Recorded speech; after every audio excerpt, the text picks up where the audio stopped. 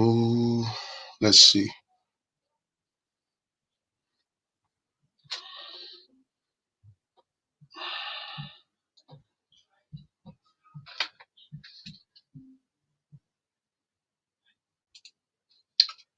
Right. What's going on, guys? Welcome to my live stream. Just bear with me. If you can hear me, hit the like button. Let me know you can hear me, right? I'm trying to, I'm basically trying to just tweak one or two things. Can you hear me? Hello, Pricey.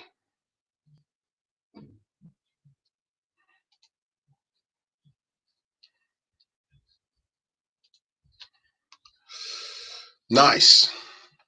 So I want us to thank you for joining me. If you can hear me, hit the like button. Hit the like button. I want us to pretty much, discuss if diasporans hold the key to the key to Africa's restoration. So if you would like to dial in, I want to make this in an interactive format whereby you don't have to show your face if you don't feel comfortable. You can always dial in and just do audio. So I have a split screen. If you'd like to be a part of that conversation today, I'll give people like 2, 3, 4 minutes to express yourself. Let's rub our minds and let's see how we can collectively move Africa forward. All right. So I'm going to once again put the StreamYard link on the screen. So if you, let me see. If you would like to be a part of that conversation, dial in, click on that, and then I can add you as a guest. But before then, whilst we were waiting, let's carry on, chatting. And my internet looks a bit, it's a bit laggy. I don't know why. Well, it's not very clear. Unfortunately, it's the camera on my built-in camera on my laptop. Okay, so you're gonna have to bear with me. All right, as long as you can hear me. Somebody's saying, I believe they do. There has been a large brain drain from Africa. At present, there is said to be more Nigerians and Ghanaian doctors in the. Well, yeah, because as you know, for like someone like me who lives, abroad, who's lived abroad for donkey years, the truth is there are so. Let me see, who is this person? There's somebody in the queue here. So the truth is, there's so many of us abroad who are contributing positively to all the countries that we live in, be it in Europe, be it Australia, be it in America and stuff. And Africa is evidently, lacking behind. So that's the fact. But people are saying diasporans with all the experiences, education and resources, money and all that, diasporans hold a big role in driving the new Africa forward, given the global events and all the attacks that have been ongoing against Mother Africa. So, like I said, this is not purely about me. I want to make this, it looks like there's somebody online. Let me see. Let me see. And let me see. Hello? Let me see if that, oh, I think they've gone. Well, the person is disconnected. So if you want to be a part of that conversation, you've got something to say, please click on the link, log on, and let's discuss. I'm of the opinion that, diasporans play a vast role in driving the new Africa forward. And somebody saying that's not the key. The people on the motherland are brain dead without fixing the problem first. Ah, Ghanaian rebel. I don't think that's a fair way to describe your fellow brothers and sisters in the motherland. We are aware of the problems, back home, but don't say the people in the motherland are brain dead. Collectively, that's a big, big insult. That's not fair. There are very smart people in Africa, educated, very smart. What you can say is there are people who are based in Africa who maybe because of lack of being educated, backwardness, in the system, there are people who are probably wouldn't contribute positively to what we are trying to achieve. I agree because of lack of education, lack of knowledge. But to collectively say the people back home are brain dead, I don't think that's a right statement. So, oh, hi, Western Goddess. I'm waiting for you guys to dial in. Click on the link and join the conversation. Hi, Deborah Cole. What do you think? There's 71 people online. Okay, let's be careful, right? There is I think it's already a common knowledge. We are all aware of the setbacks that we have in Africa and stuff like that. But let's be careful how we lump everybody into the fact that you live in diaspora doesn't exactly mean you're better than everybody back home. That's a fact. There are people back home who are a lot wealthy. They've never jumped on a plane. They're a lot more wealthy than a lot of us that live abroad. That's a fact. Okay. So I think one of the fundamental problems that we have in Africa is bad governance, which has basically destroyed the fabric of Africa. So that's the only 15% voted in last election, and those that do, some get bribes. Well, yeah, it's unfortunately Africa's problem is bad governance. Somebody was saying yesterday I was part of what do you call Wodemeyer's live stream, and there was a similar conversation, and people were talking about, oh, we need to vote, people need to vote a lot more and stuff like that. Voting is not the problem. Okay, voting is not the problem. The problem actually is lack of accountability, and there's just too much frauds. Even if everyone decides not to go to the poll, for most African countries, let's say 1,000 people were expected to show up at the polling station and 1,000 people refused to show up, I can assure you that they will rig the election. We've seen that over and over again. Don't worry, if we pray to God, we will restore the motherland. Right. I'm waiting for people to dial in. I'm waiting for you. Somebody connected earlier. I think their connection disappeared, unfortunately. Click on the link and I'll add you to the stream. Let me hear from you guys. Let's share our views. Hit the like button. Thank you, Alonga baby. If you can see and hear me, hit the like button, click on the link, and join the conversation. Okay. You don't have to show your face. If you don't want to show your face, you can hear your audio. Just join the conversation. As far as I'm concerned, with regards to somebody, let me see, somebody. Your guest will need to connect their mic. If you want to join the live stream, make sure you connect your mic and camera so that I can then add you to the stream. Okay, when you just follow, it's a very straightforward thing to follow, right? There's somebody online, but it's telling me that you've not connected your mic and camera. So, as I was saying, are you narrowing down Africa to Nigeria? If so, we just need to split the knot. No. This is not a conversation aimed solely at Nigeria. This is Africa, motherland as a continent. Okay, we might end up using Nigeria as an example, or Ghana here and there. You can tell anybody, somebody might be from Senegal, you can use your own location as examples during the conversation. But this is not a conversation aimed at Nigeria. All right. Right. So there's somebody online, but it's saying to me that you've not connected your mic and cam. You need to do that so I can then add you. Right. So, like I was saying, I'm of the opinion that those of us who, diasporans who have lived abroad, especially for those that are willing to go back to motherland to contribute positively and drive the fresh ideas and the continent forward.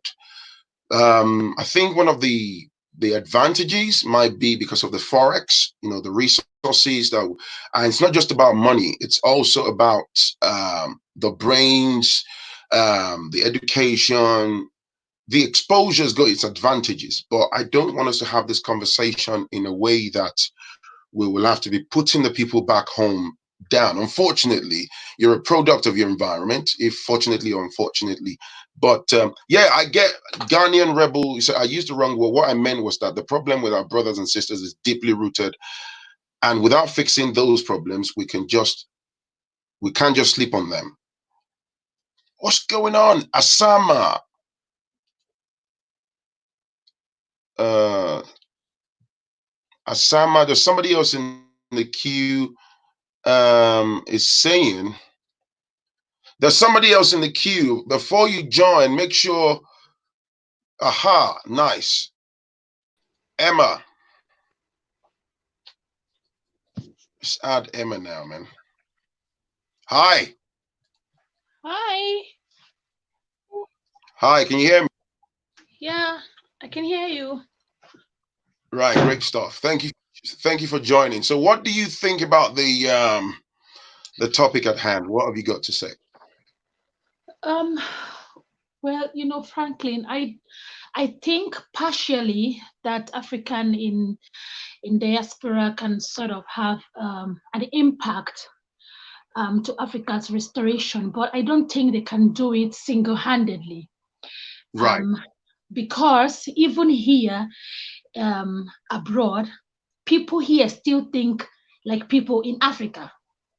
So Mm, I always believe that in order to bring restoration in Africa, that we shield ourselves with one hand and use the other hand to fight. right. Hello? I think I lost you there. Hello?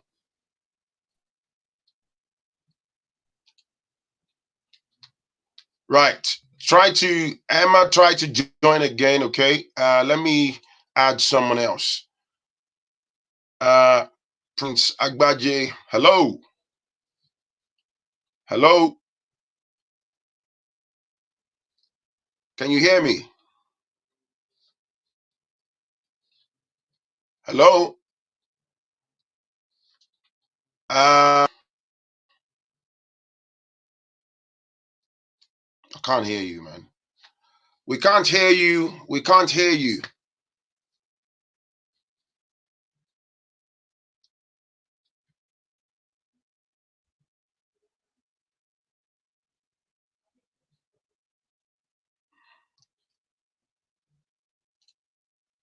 Let me see if I can. Hello.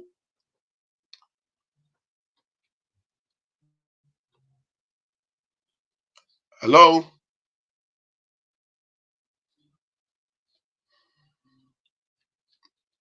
Right. He's asking us to. Okay. I think you're having. Um. There are people who are in queue. Okay, and it's basically telling me that you need to connect your mic and camera so that you can basically share your audio and video because we can't hear you properly. Uh, anyways, as I was saying, I'm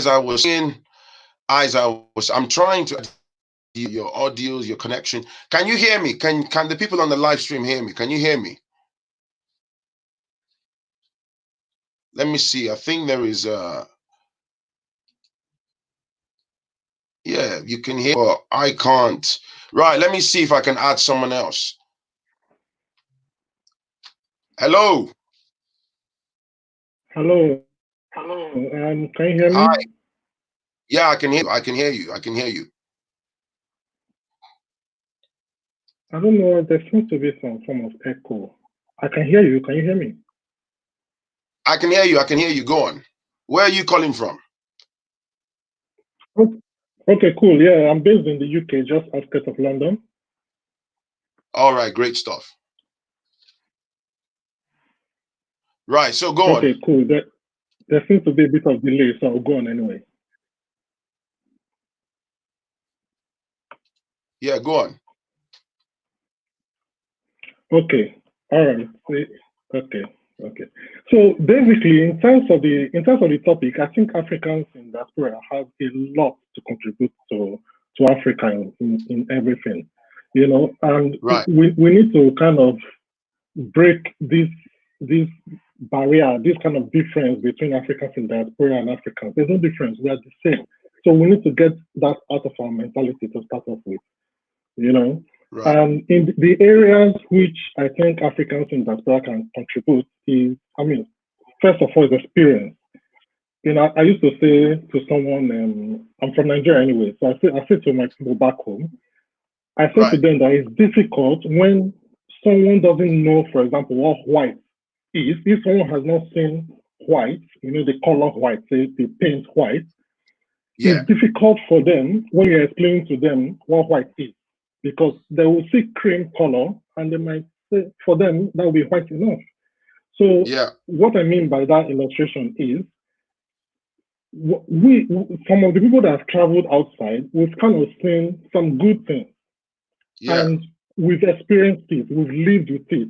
So we're able to bring it back home and implement it, either directly or indirectly.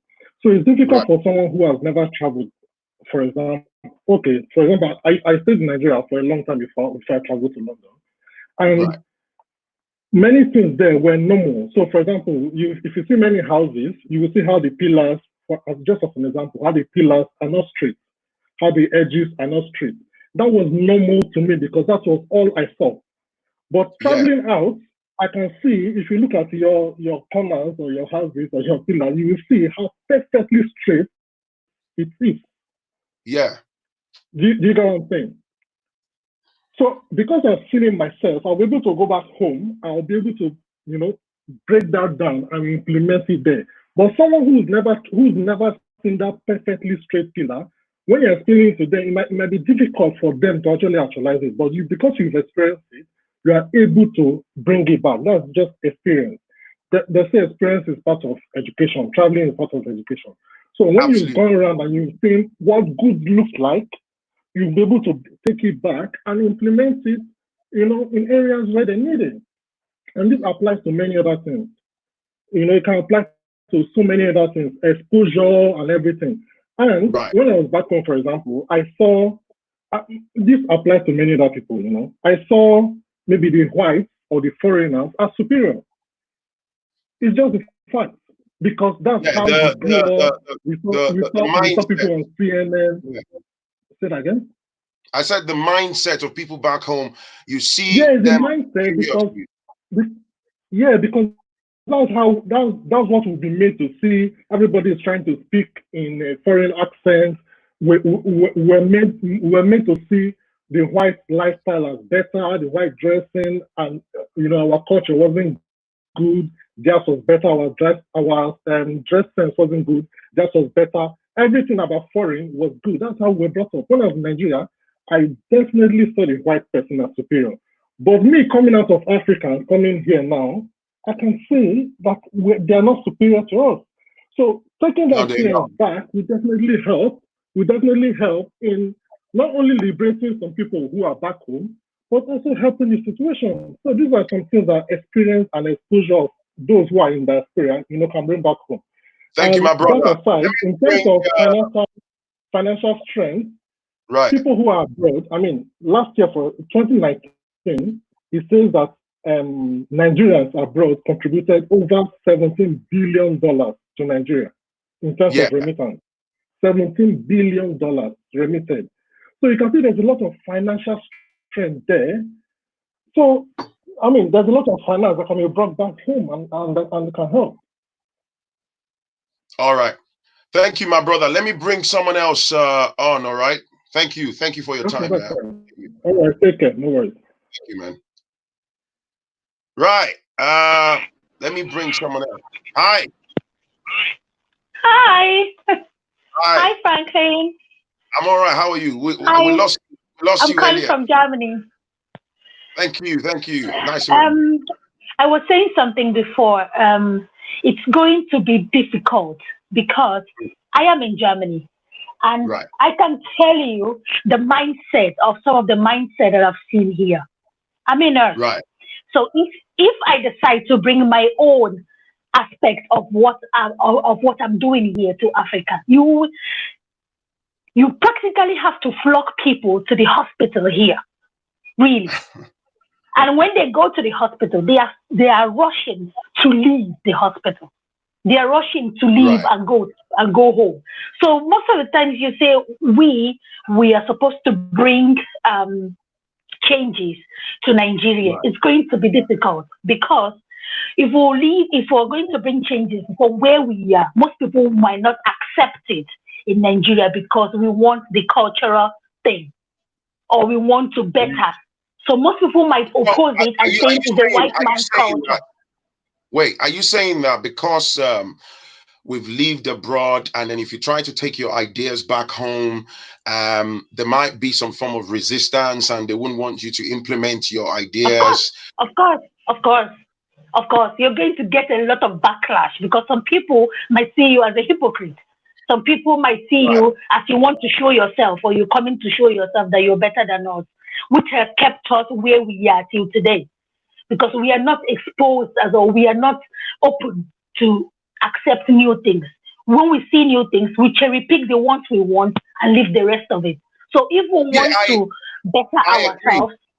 I agree. I've experienced that. I think, I don't know, when there's this thing about when you go home, there's a sense of inferiority complex for some of our people back home, and then they think you're trying to bring the so-called Igbo ways, and which is like the white man's ways and stuff.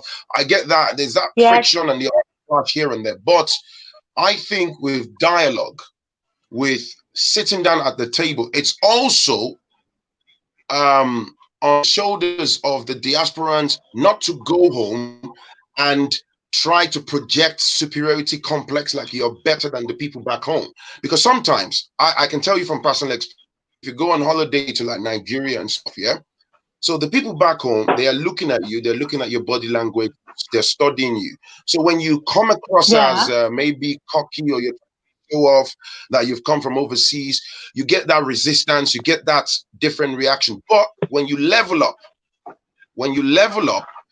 the reaction is always different. Well, you get the odd people that would want to make things a bit difficult for you, and these territorial battle, like, oh, you've come from there, we are here.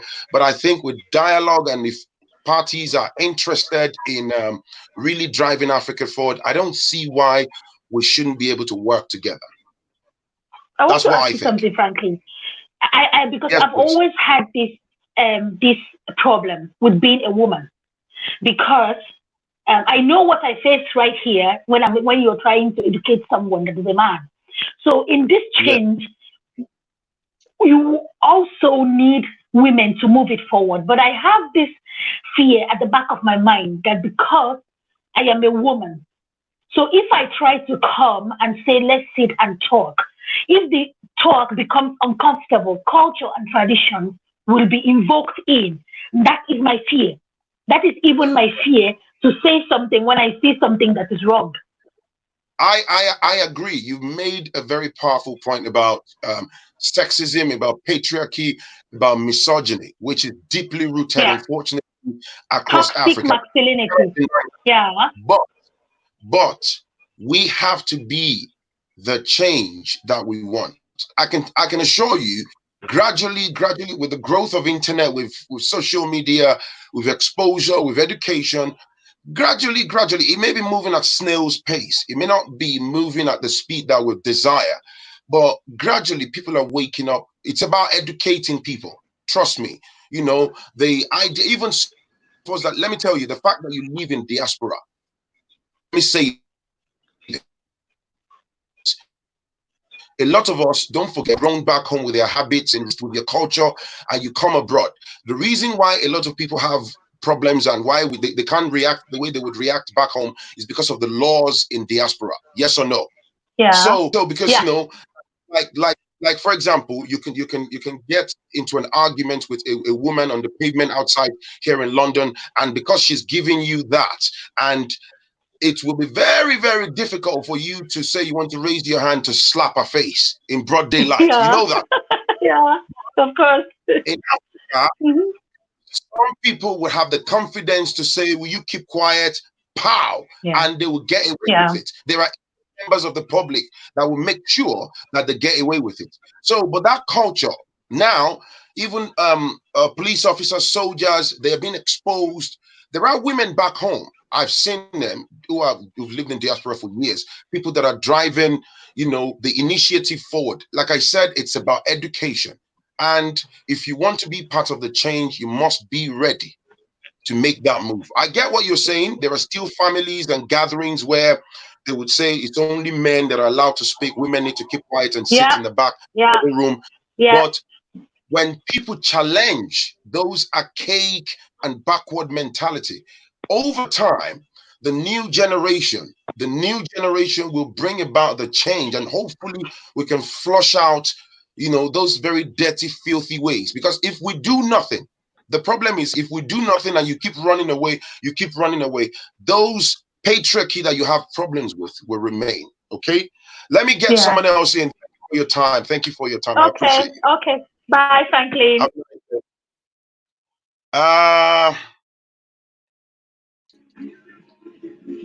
Hello. Hi. Hi.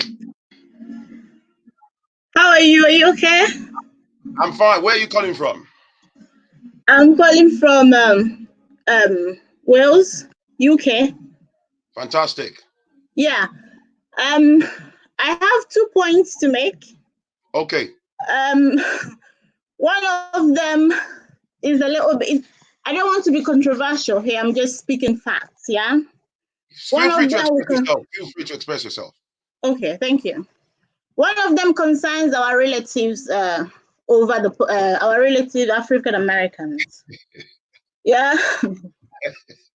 You know, this has become even more apparent since the lockdown, given that everybody's at home. For me anyway, like I'm in my bedroom, I'm hiding from my kids. You know, everybody's in lockdown, everybody's always on the internet, you know. So you hear a lot of things that you wouldn't ordinarily pay attention to. Yeah. Well, this idea that we're not going to help you lot. You lot should sort yourself out because you sold us into slavery and all that and all that. For me, my opinion, I think Africa is their home. Just the same way I call Africa my home. However, okay, if they want to come home to support, invest. This is not just, they're not going to give anybody money or write check to any individual, take it, this is yours. It's all about investment that will yield them returns in future. If they want to do that, that's all well and good. If you don't want to do that, then we're not talking to you, we're not talking about you. We're only talking to people who are interested in developing Africa. At some point, actually, this should have been my first point, is, you know, all this, we need the diaspora to develop Africa. Is it that there are no, the brains in Africa, they are all dead? You know, when I listen to some people sometimes, it's just very funny. I go home, I meet people, I have relatives. You listen to people talk. You listen to radio or television in Nigeria. You know people who live in Nigeria who, if you pay them £1 million, they'll never come and live in the UK. They're not interested whatsoever. Yeah. Their life is so good that you understand what I'm saying? I know we don't have roads, we don't have hospitals. I'm not talking about people who who took money, who stole money that belongs to everybody. Yeah, of course. I'm talking about people who has worked for their money. Yeah. They are, they have everything they want. They go to whichever country they want. They still want to go back to Nigeria. Somebody like me and so many others like me would like to return home. But one thing or the other is still keeping us over here. So, this notion of we need Nigeria, for instance, or Africa in general need the diaspora to develop. I don't think it's correct. I think it's wrong. And also some people also say let me address that. The reason I came up with that is, okay, I think it's very important that I address the reasoning behind that title. Is there's so many things that have gone into that, and one of them being the ongoing Chinese issue with the way people are being maltreated in China, which in fact is it's a problem that we already know, racism and all the ill treatment that blacks are subjected to across the EU, US, everywhere, right? We are basically on the top of the list of ill treatment, even though we are some of the best minds, well-educated, hardworking, set of people, but we face a truckload of daily discrimination and all this ill treatment, right? So, you see, I've had this conversation before. This conversation keeps coming up in several formats. And I remember talking to a friend a couple of months ago where I said, what's keeping you from going back home, from going back to Africa and stuff? Somebody said, oh, I need X amount of money to be able to move. Money plays a crucial role. Somebody said, oh, I need to have a nice home, blah, blah, blah. Somebody said they don't feel comfortable about the system because of corruption, because of blatant disregard for like basic human rights, which are very credible arguments. So, and then somebody said that the people back home and diasporans, which is a lot of us, you've lived abroad for many years, you've paid your taxes, you're educated, you're here, you even have children in the system. So if the diasporans are willing to come home, they've got to be able to join forces with those, not everybody, those that are back home that are willing to drive Africa forward. So I then started thinking, what is the crucial role of diasporans? We have the privilege, advantage, I would say, in terms of maybe foreign exchange, right? The education and exposure, so many other factors that a lot of the people, like you said, there are people back home, even when you look at them in terms of businesses, there are people that are comfortable. Not everybody makes money off stealing money from the government process and stuff. There are people back home who have businesses, who sell foods, whatever, and trust me, they've got better bank balances than people that live abroad. That's a fact. But the edge you might have over a lot of them is the exposure, right? The maybe educational background, and that exposure is just something, it's subjective really in terms of exposure, because I can also tell you that I know people who are family members who have lived abroad for 30 odd years, and you would think they've never even been to this country before. So we all have that. So what is it that we can do as diasporans to get a new wave of the continental development? Because it's important. Everybody, let me tell you this. If Africa was to get it right today, everything falls into place. I can assure you that millions of diasporans will move back home in a flash. Yes or no? Yeah, of course. Yeah. Because I can categorically tell you that one of the things we deal with on a daily basis on this side of the world, whether we like to admit or not, racism, discrimination, that's a common thing, whereby you worked, you're educated. In fact, the more educated you are, black people sabi higher qualifications. We are very rugged. If you say this professional qualification will get you the next 500 pounds, black people are going there to do it. If you say this exam will get you additional 1,000 pounds, black people are going there to do it. And some of us end up driving taxis. And that's not to say we don't make it to the top, but there is the glass ceiling. There is the ill treatment. There is the treatment that they will show you that no, this system is not designed for you. Then you start to look over your shoulder. You start to think about Africa. Who'd love to go back? Sorry. Go on. Okay. My two older children, Right. they will go back in a flash. Go back. They were born here. They are raised. Well, they're teenagers. Yeah. They will go home in a flash. I like that. However, at the back of my mind, not at the back of my mind, sometimes I do tell them the realities in Nigeria, because I'm not gonna lie. You know, I like it that they'll go home in a flash, as in go to live in Nigeria. Yeah. But they are coming to the age now when, looking at universities. Would I really want them to go to university in Nigeria? You see the realities. So sometimes I do give them realities. But because if I know I'll be lying to myself, I think they're clever enough and discerning enough to know that this is who I am. I still belong there and still have that how do I put this now? That basically I can never belong here. It's a very heavy statement, and it's not something I'm going to say outside, but that is the truth. We can never belong here. Sorry, I'll tell you a quick story. Sorry, then I'll leave for other people to. Yeah. Because I want other people. But crack on. Sorry. Go on. Yeah, we went home in May at the airport. When we were checking in, I saw this couple. The woman was carrying 1 million Louis Vuitton bags, suitcases, and all that. The husband kept, insulting Nigerians. He was saying Nigerians are stupid. I just couldn't believe it.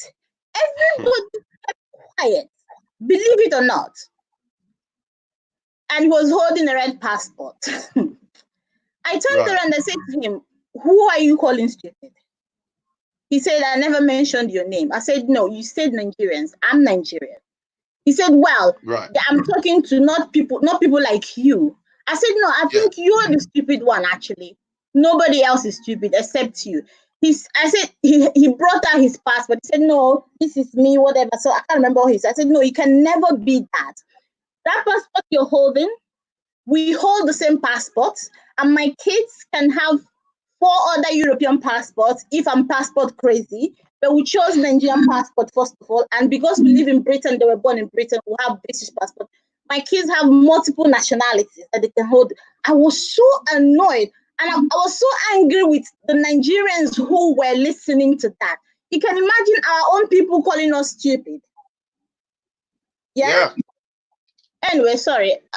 I'm just too passionate, and the thing, when I write so much better, but when I'm talking, I'm not used to the camera, so I'm not very coordinated in what I'm saying. I appreciate your time. But thank you. Thank you. Thank you. Bye. Thank you.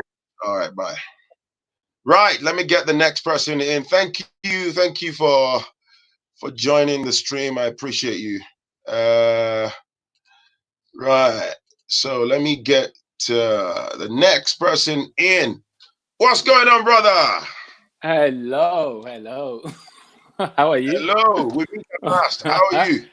Yeah, I'm fine. Good to speak to you. Thank you so much for the opportunity to speak. Great stuff. So let me say before you carry on, I'll give you between 2 to 3 minutes. Bang, let's go to the point, because I can see people queuing up, so that I don't want to keep everybody waiting too long. I hope you understand, my brother. No.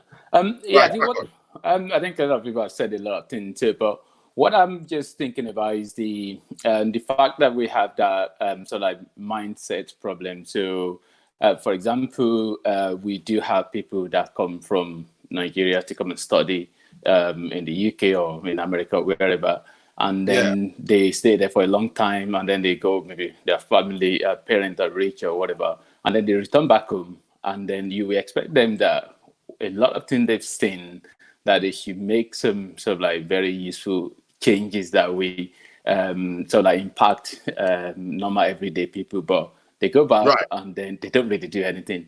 So it's almost like even the diaspora, so if they go back, either they won't do anything, or even if they want to do, they will be sabotaged.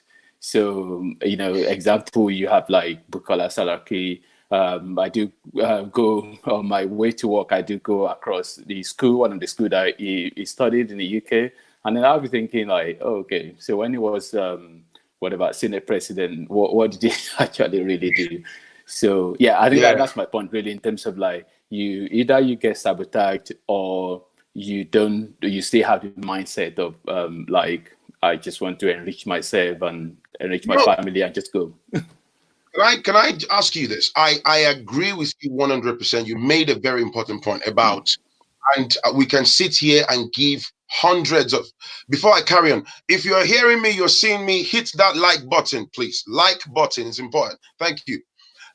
You made very important points about how diasporans get sabotaged. You know, people go, and I can give you examples all day long where I know people who have gone home, who have, you know, they're driven, they want to go and do X, Y, Z, and then they are faced with unbelievable level of corruption and, you know, and bribery, and they just, every turn at every angle, they shut them down. And I know that. But then I must say that I've also seen some Nigerians, for example, who have moved, right, from here, who have gone home, and in whatever field that they chose, maybe farming, maybe into construction, whatever floats their boat, right?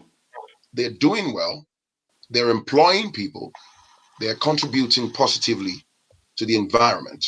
Now, that's not to disregard the point that you made. That problem is prevalent.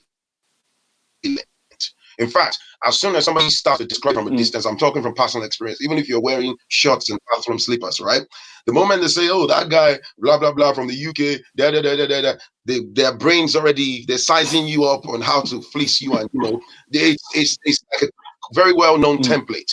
But are we going to allow that to carry on dissuading us from contributing to the moving forward of the African continent? Because, you know, like in the past few days, weeks, I'm sure you're aware, we're talking of how foreigners, the Chinese and all these people are coming in droves and taking our lands. Weeks ago, I made a video that if we don't act now, we'll almost become tenants. And I've had so many emails from people who have said to me that, Phrankleen, we are, as it stands, we are almost like tenants in Africa because they're coming in through the back door, of course, due to the unscrupulous African leaders, and they're sabotaging us, right? But are we then going to limit ourselves because of, oh, they're going to block me out, they're going to do this, and then do nothing? Because if we do nothing, we leave it freely open for the unscrupulous people to carry on destroying the motherland. What do you think? I mean, one last thing I'm going to say, actually, I think we do have, maybe I'm in that category as well. So I think we do have a lot of mindset problem in terms of fear. So the fear of what will happen to me. So, and this is one of the problems that we generally have. So, I mean, think about the other color, the white, for example. They go get on the boat and then they risk their life to go to wherever to see other parts of the world, and they don't really care whether they're going to die on the way. They just believe that if they do, wherever they stop, somebody else will carry on from there. So, but an average African person have that fear of like, oh, okay, if I get sabotaged or I lose my life in that thing, and then it's really very risky. So the way we approach risk is really very we worry number one about safety. I can't grow. I can't knock you. I can't knock you for that, because I'm in the same boat. Security is I think number one thing on the top of the list for everybody. But but I also think there's a workaround, security. It's a cast iron idea to ensure that you're safe. Number one, I'm also from someone who's gone home severally, right? Just the way we live abroad. For example, you could be walking down the road and live your normal life, and I get it, but don't announce yourself. Don't give people a template of your daily and weekly movements. Don't be elaborate, and because we cannot refute the fact that there is poverty in the land, right? There are people who live off less than £1 daily. That's a fact. So if you are like up in people's faces and do you know what? And this is not me trying to justify the lack of security back home. one thing that pisses me off that I've seen over and over, there are people that live abroad like you and I. Over here, like UK is a level playing field. Abroad is level, right? Yeah. You know that this guy is a regular guy, but then you go home and you want to overflex, and then you put yourself in the spotlight. And you know what?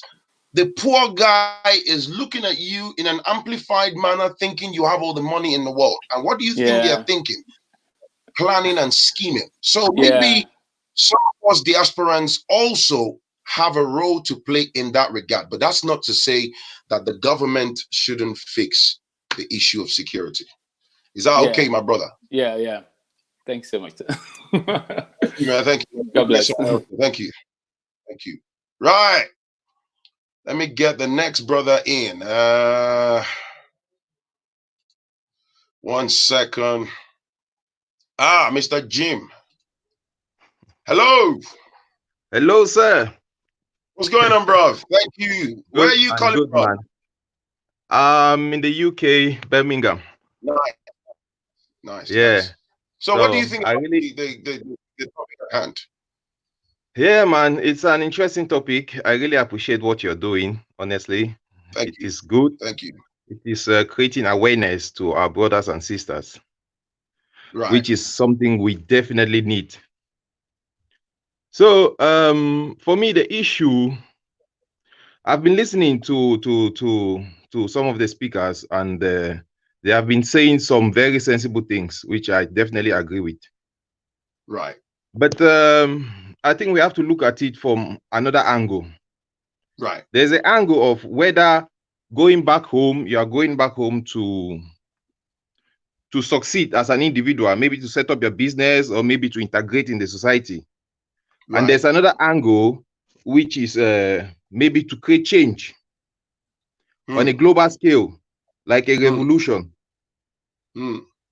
So I think that's something we need to address. And for that to happen, I think we need to look into some sort of a digital revolution, like a digital awakening of people, because there's a disconnect between the people in the diaspora and those back home.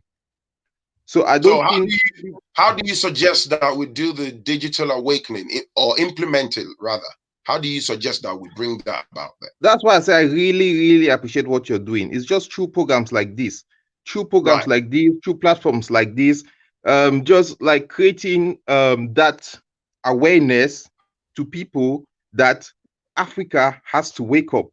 It's going to take a long time, because you can't talk about change if people are not ready for it. And I don't feel like people are collectively, that collective consciousness is missing. And we still have to do a lot of mobilization, whether it's in the diaspora or it's back home, because people are still too attached to their personal benefits and personal interest. And if people are at that stage, it's going to be hard for us to see any change, because Africa has to get to a place of collective consciousness. Like when our fathers, our forefathers, Kwame Nkrumah, Marcus Garvey, when they were talking about revolution, when they were bringing in all these changes that we can now reflect to as Pan-Africans, we have to understand one thing: they had to mobilize, they had to get the people on their side. And so far, I don't feel like Africans are on that side. There are still so many reservations.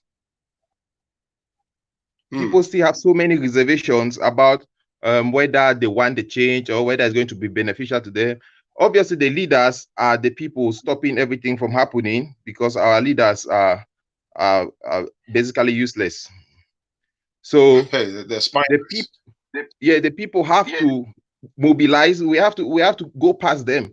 It's like if the leaders don't want to perform their role, which is to stop all the embezzlement, the colluding with Western or the Chinese, they have to stop that. If they don't want to stop that, then the people have to have that collective consciousness to mobilize and take the matters into our own hands. So, but we can't do that unless we have that consciousness, that collective consciousness. And we can only get that by mobilizing people. I think we are at the stage of mobilization. I don't think we have gotten to that place of collective consciousness where everyone will act like one for all, all for one. I don't think we are there yet, but gradually I think we'll get there. So far, what is happening is encouraging. Yeah. Thank you, my brother. Thank you. Let me get the next person in. Thank you. Okay. Let me see. Maurice. Hey, can you hear me? What's going on, brother? I can hear you loud and clear. Hey, Bomi Babuni. Daniel. I'm good. I'm at work. I'm going to be quick because I heard what you said about the 3 minutes each. So I'm just going to go in straight in. So quickly, obviously, my mom's Nigerian and my dad's Liberian. Right. Okay, so both West African. My mom's Yoruba. My dad's my dad's Liberian Mandinka. Okay, to say Mandingo. Right. Anyways, why did I mention that? I mentioned that because I see myself as African, first of all. Okay, regardless of the forgeries and the made-up flags and everything. But what I find when I go to Liberia and when I go to Nigeria, what I find is that a lot of our people have now been turned into pawns for political games. So our leaders, or I'll call them rulers because they don't lead, what they do is that they use poverty as a tool to gain power. So because they've impoverished our people, they line them up until election time, a bag of rice, bag of beans, they get the vote. What we have to do now, they've weaponized poverty, exactly. They've turned it into a political tool. What we need to do now, solution times, my brother, this is what we've got to do, and this is important, and I've started doing this now. We need to start creating jobs in Africa. Regardless of where you're from in Africa, you're a diasporan African, we need to start creating jobs. We don't have to create Fortune 500 jobs. You can do your own little thing. I'll give an example of what I started doing from last year, September. So in Nigeria and in Liberia. In Nigeria, I'm giving you straight up talk now. There's an area of Lagos called Berger, Ojodu Berger. Okay, Ojodu Berger. They sell used cars. Okay, when in there, I'll give you equivalents, not exact amount. Equivalents of say about £2,300, I think. I bought Toyota Camry. Right. Okay. Handed the Toyota Camry to a good lawyer. I found out from a website called helpmewaka.com. Okay. That lawyer got me a driver. That driver would end up paying back because it's going to be on a hire purchase scheme. He's going to end up paying me back equivalents of 3,200 thereabouts. So £1,000 in profit. Now that driver would sign an affidavit saying, look, he's got family members to help him sign out in case anything happens to that car. What I'm doing now is creating job for that guy who would have otherwise ended up being a thief, or because he's obviously poor, he'd do anything to earn money. So let me ask you. So so is that like what he drives the car and then brings to you X amount of money on a daily basis then? No, he drives correct. He drives the car and then brings to me X amount of money every month. So he keeps his money, but every month he needs to pay me, say, 50,000 a month up until we get to £3,000, and then he owns the car after that. Do you see what I mean? So I make my profit. He gets the car at the end of the day. So the quicker he can pay up, the better for him, the better for me. I take my money out of the business. He's got a source of income now. Two things get stopped there. He doesn't go into crime, and he doesn't end up trying to cross over the Mediterranean Sea, dying in the sea, trying to get into Europe. So that's a win-win. Oh, win-win for everyone. Win-win for everyone. So we need to start creating wealth. Small way possible. Let's stop thinking about building mansions. We can start small. Same thing I did in Liberia, in the port of Liberia in Monrovia. In case there are Liberian people here, I'm gonna switch to my Liberian English now. Bro, listen. I'm gonna let you crack on. I'm gonna interrupt you very quickly. Listen, you and I need to have I like the sound of this. This is why I've been clamoring and advocating for people. I like what you've just rolled out now, right? I love the idea of the business. If people have got business ideas and investments and how we can drive Africa forward, come to Frankleen's inbox, foodchan1960@gmail.com. Come and let's talk. I love the vibe of this brother. Carry on. I like this. Go on. So same I did in the port You're of talking about Liberia. in Liberia now, port of Monrovia. In case of my Liberia people, are they here for y'all? Right. Okay. So in Liberia now, in port of Monrovia, same thing, but an even cheaper vehicle. I think this time, because the one I bought in Lagos was a 2009 Camry. And the driver there is now registered to, I'm not going to mention names because I don't want to be advertising them. I wish we had our own African apps, but it's a well-known app that we all use in Europe and in America. The Nigerian driver is registered to this app and he currently works. He's just gone back to work on Monday, actually. So he's back to work carrying passengers. In Liberia, there's a local app that this driver's gone in there, and the vehicle in Liberia costs me, I think, close to $4,000. I'm not a rich man, honestly. I work regularly. How many cars have you got in Liberia? Is it just just the two? One in Liberia, one in Nigeria. Why did I do that? So that I figure out which of them I'm going to settle to. The reason why I'm saying is this: a lot of us have these financial constraints, and we think that we can't do this. We can't, dude. We can. Start your small way, everybody. This is for us.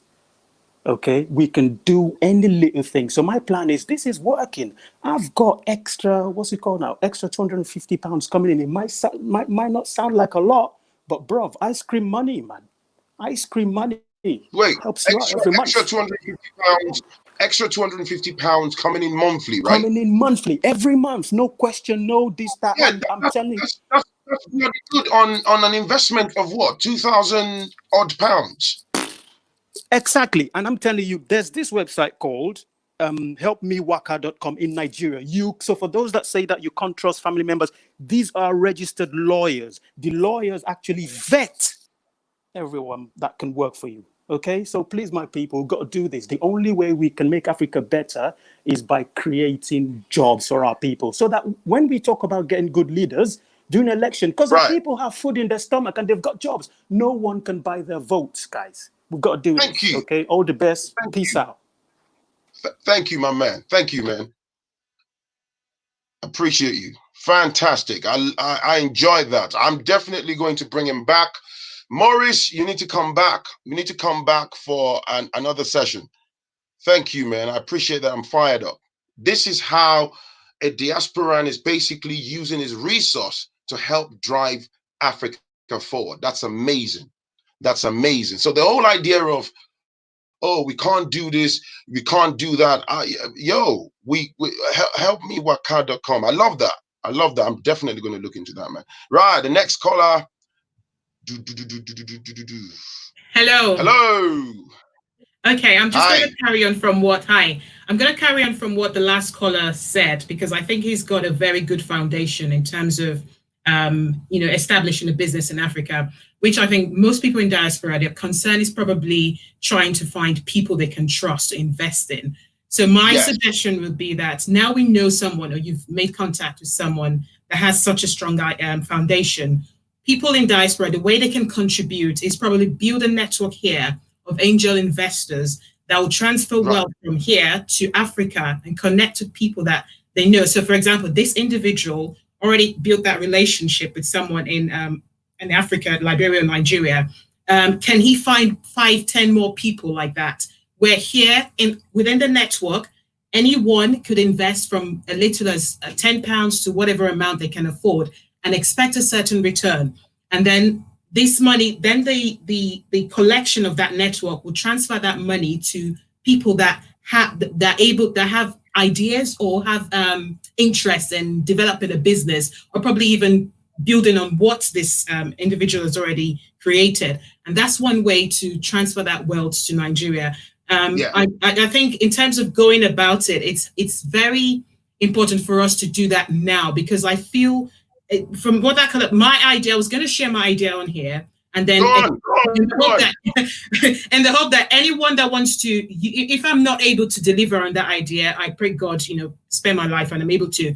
But if I'm not able to deliver it, at least people can hear. And because a lot of us have ideas, it's just knowing the avenue to get that idea out and then work on it. So I think we need to build on what that caller said. I'll be very interested in having a network here in the UK. I'm from the UK. I'm here in the UK, actually. I'll be very interested in joining that network, and like a startup, you know, and then, you know, being an angel investor, if it is £10 a month and put it in there, expect a £1 return every month. That's something. At least I know that, you know, there's revenue coming in for me, and somebody else in Africa is getting better. Moving on.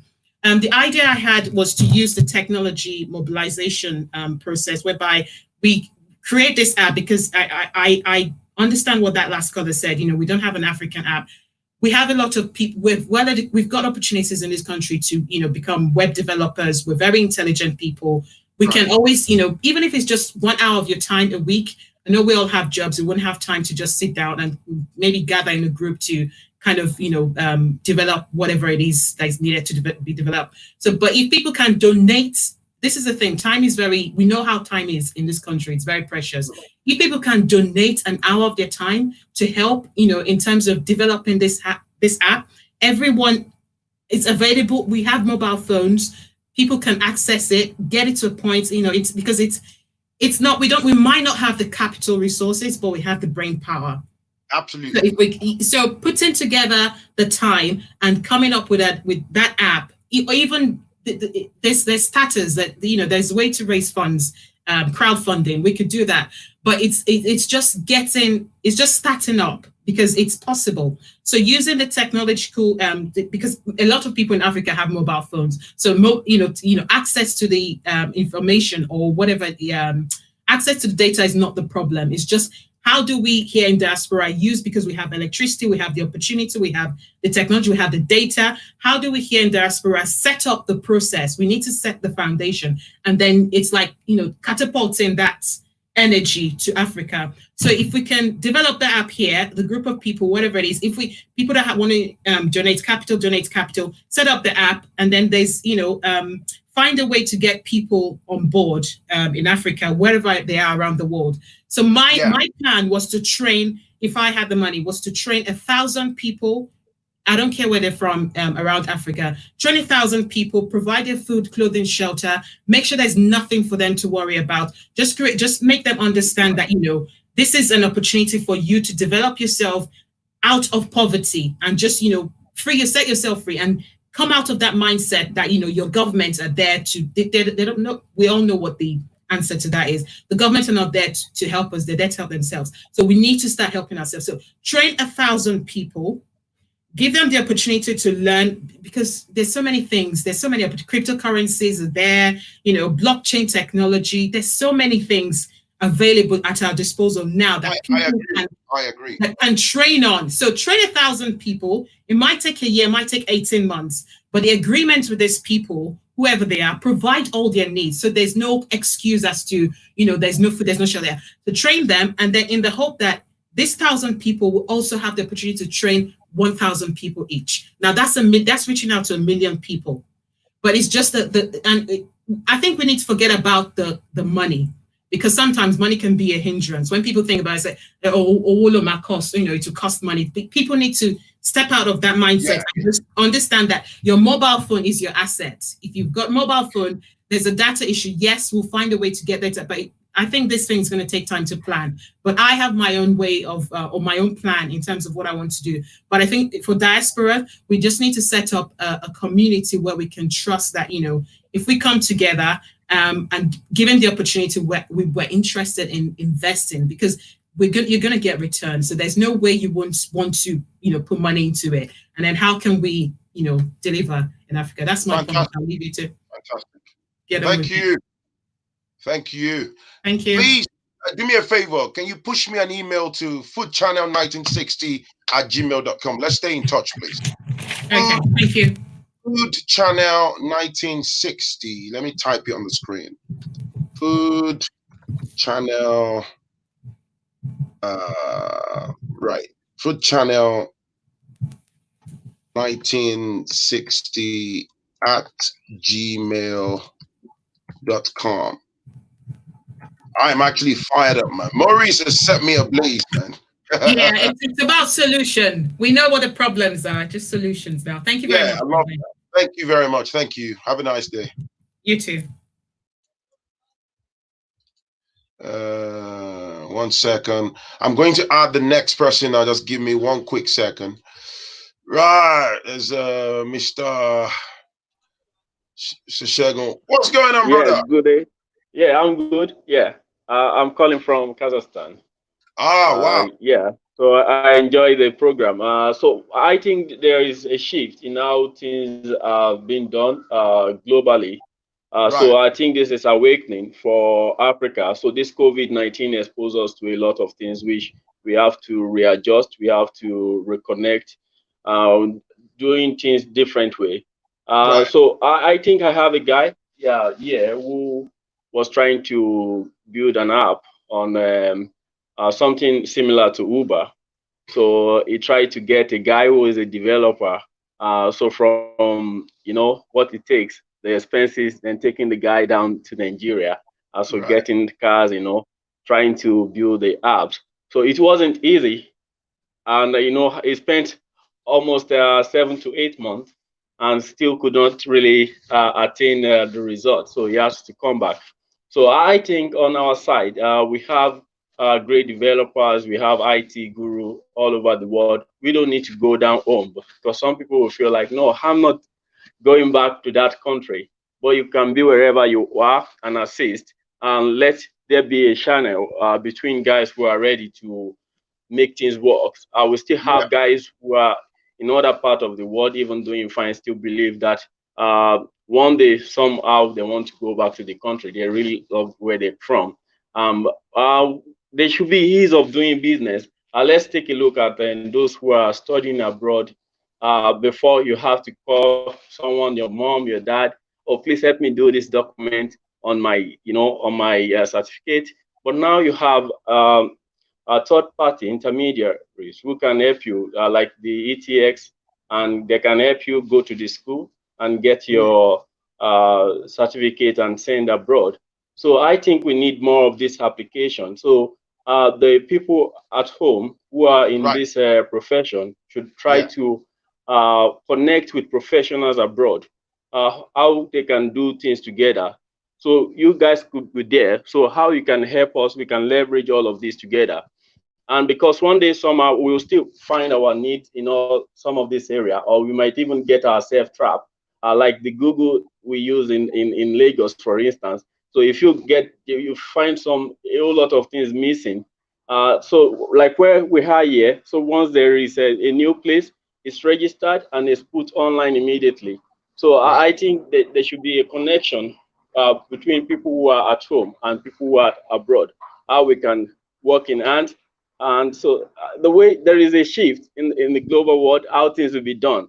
So many things are going to be processed online. So we cannot run or shy away from that. So we can help them. Yeah. So and I think we need more of this topic, how this thing could, more of this, and taking action towards the solution. We'll do more. We'll do more. We are for forwardness. We are for progress. There is a lot to talk about. Trust me, there is so much to talk about. This is why I keep saying, I want people. Look, let me tell you, man. I've said it in several of my videos. I'll say it now. I'll keep saying it. We are our own best resources. So I need people. If you are an interior decorating expert, you're a farmer in Africa. Look at what that brother just said now, Morris. He came in less than 2 minutes. Bang, bang, bang. Everybody got fired up. That's what we need. We need people who are, forward driven and share ideas. Nobody's an epitome of knowledge, but my idea, your idea, the next person's idea, and particularly in unity, no dishonesty. We come together. Discrimination, xenophobia, and any of that nonsense. We can drive Africa forward, man. Thank you, my brother. Let me bring the next person. Thank you, man. We hope to catch you. Thank you, bro.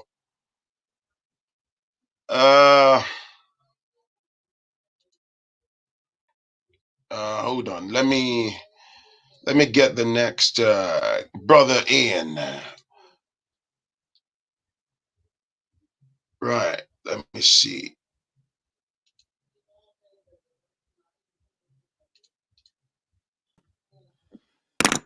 Hello. Right.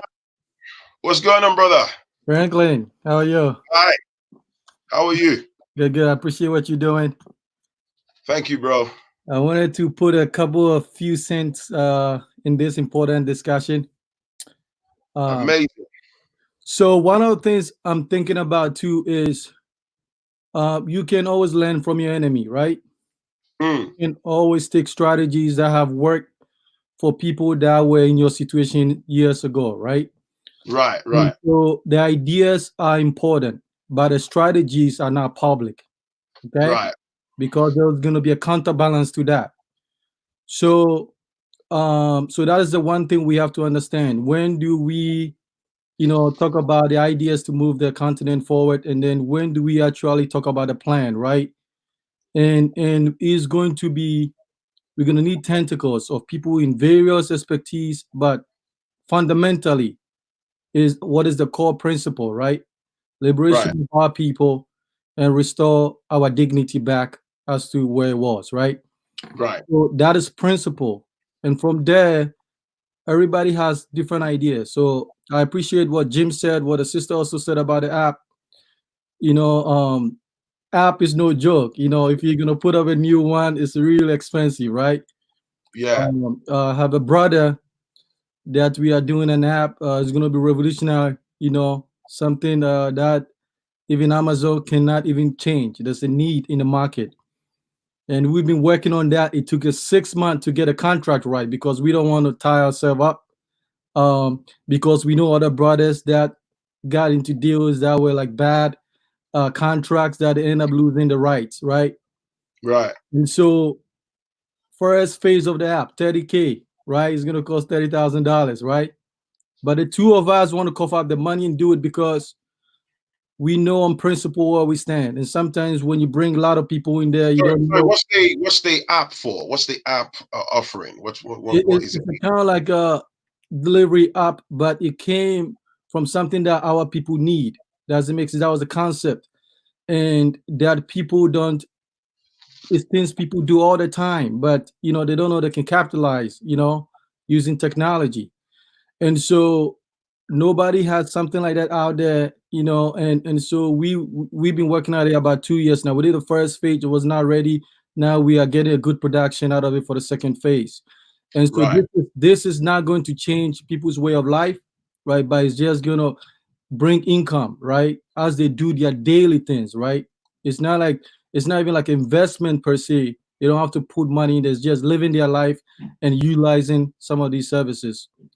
But we wanted to keep it authentic. We wanted to make sure at a certain point we go on the market, we have a dedicated percentage for our people to get a first dip, right? Right.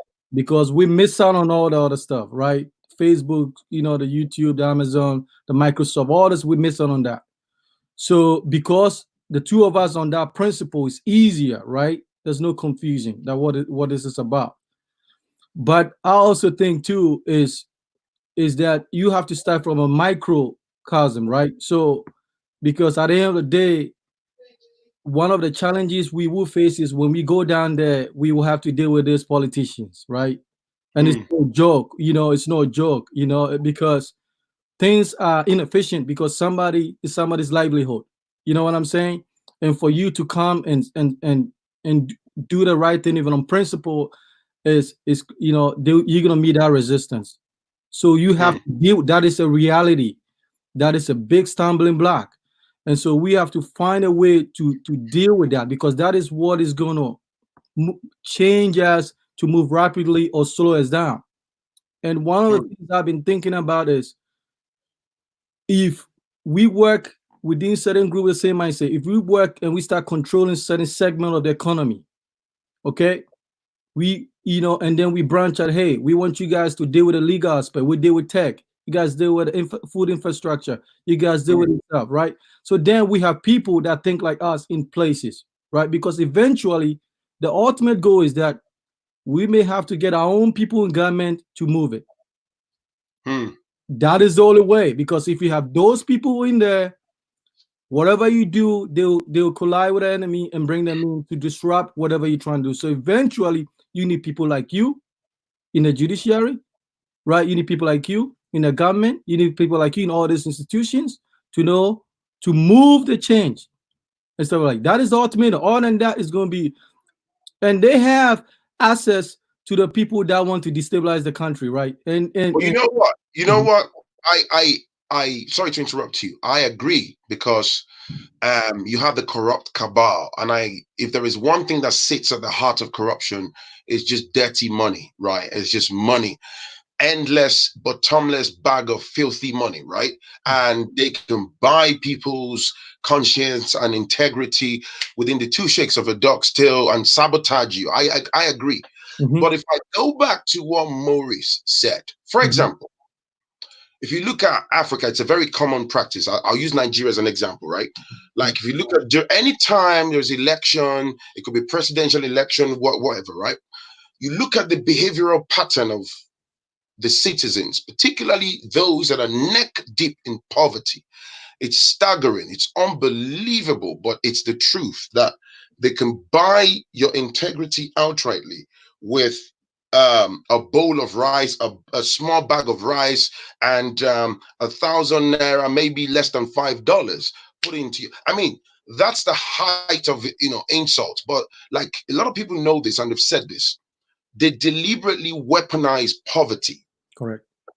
So that they can use it, because in a society where, you see, I've seen this even in the West, right? When you are reliant on the state, whereby they're giving you their pittance, they're the ones dictating, they're giving you droplets of, the state's funds because you need it to survive or feed your kids. Now they hold the power, right? They can cut off that money just because they don't like the way you spoke to them on the phone. Just because you're 10 minutes late for an appointment, they can punish you and take that money away, or even bang you up. But independence sets in. Liberation of the mind sets in when people have financial independence, when people have the ability to start making their own money. Even if it's like Maurice gave an example, a man that would have normally ended up maybe hijacking handbags or become a weapon or a tool in the hands of unscrupulous politicians is now able to have a job, right? A proper job as a cab driver, where he can take home, money and put bread on the table for his own family. Somebody like that who is financially liberated, we are on a pathway. It's a lot easier to then be able to connect with their deep reasoning and hopefully help them to be liberated internally. But my brother, if somebody hasn't even got breakfast in their belly and the time now is nearly 2:30, and you're telling them about driving Africa forward, they'll probably they'll look at you like, are you mad?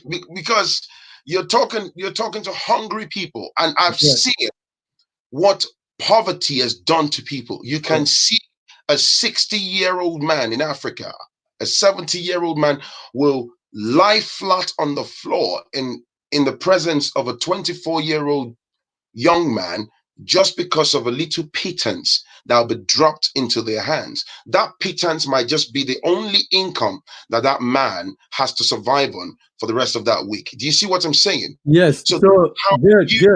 Let me yeah. So you've seen guys who are like my own peers. When I go to Africa, maybe we're socializing and we're discussing about topics like this. It's unbelievable how people can be bought over because of 1,000 naira, 3,000 naira, 5,000 naira, and you see a grown man be reduced to a doormat just because of a little crumb. And there is a plethora of these people that we see around in the society. This is why I agree with the idea of job creation, because job creation, stability in finance, then you can gain access to a man that has something meaningful or a woman to take home on a daily basis, and they're a bit comfortable.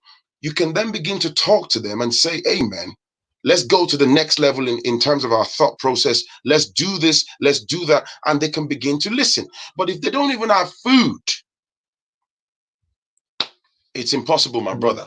So you made a valid point, and that is what I was saying about strategy, right? Because I do that in my neighborhood.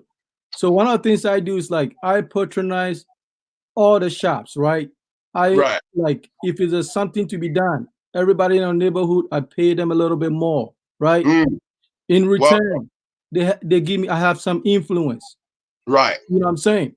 So what I mean by you start small is that you have to start influencing the people around you. Obviously, economics, right, is the ultimate key. That is what they're using, right? So that's what I mean by strategy, right? You have to use the same strategies that others are using against. So in our part of the world, it's economics. So yes, you have to, and that economic need is different for some people. Some people, £100 a month is a big deal. Some people maybe 1,000. Some people like that. But you start from the foundation and build.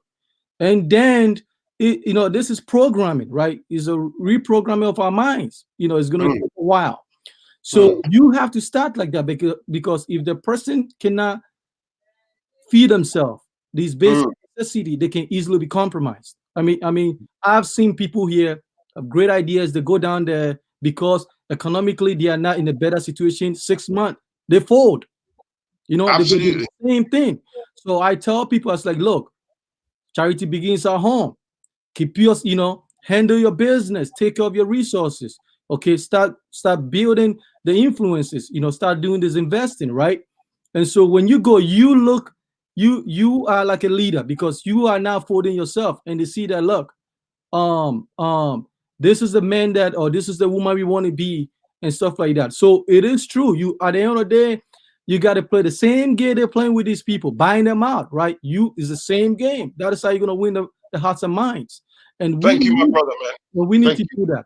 Okay. I appreciate you. Thank you, man. Thank you. All right. Let me get the next guy in. Thank you. Yeah.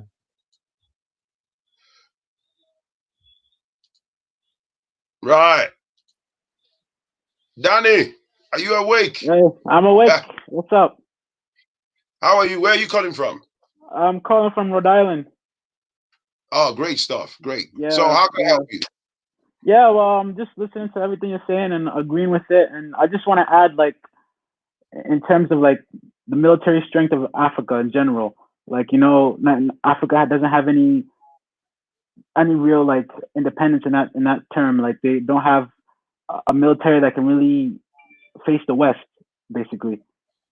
So we're still weak in that regard. You can use, this might sound extreme, but you can use like North Korea for an example. Like, they have nukes, and ever since they have all that stuff, like they haven't really been messed with. They haven't been invaded, right? So like I just think we need something like that, which is kind of a crazy idea, but it's just something I just like to throw out there. I agree with you. I agree with you. In terms of the military not being strong enough, that's because Africa has been on the dinner table forever. It's controlled. Unfortunately, it's been infiltrated by the West. And most of the African leaders are puppets. It's run by the cabals. That's why, not because it's impossible to have, a very strong military and all that stuff that you mentioned. But unfortunately, it's just due to that unbelievable, deeply rooted, corruption. That's why, unfortunately. Is that all you want to say so I can get the next person in, my brother? That's all I have for now, but thank you. I'm still listening and enjoying the conversation. Thank you, man. I appreciate you. Thank you.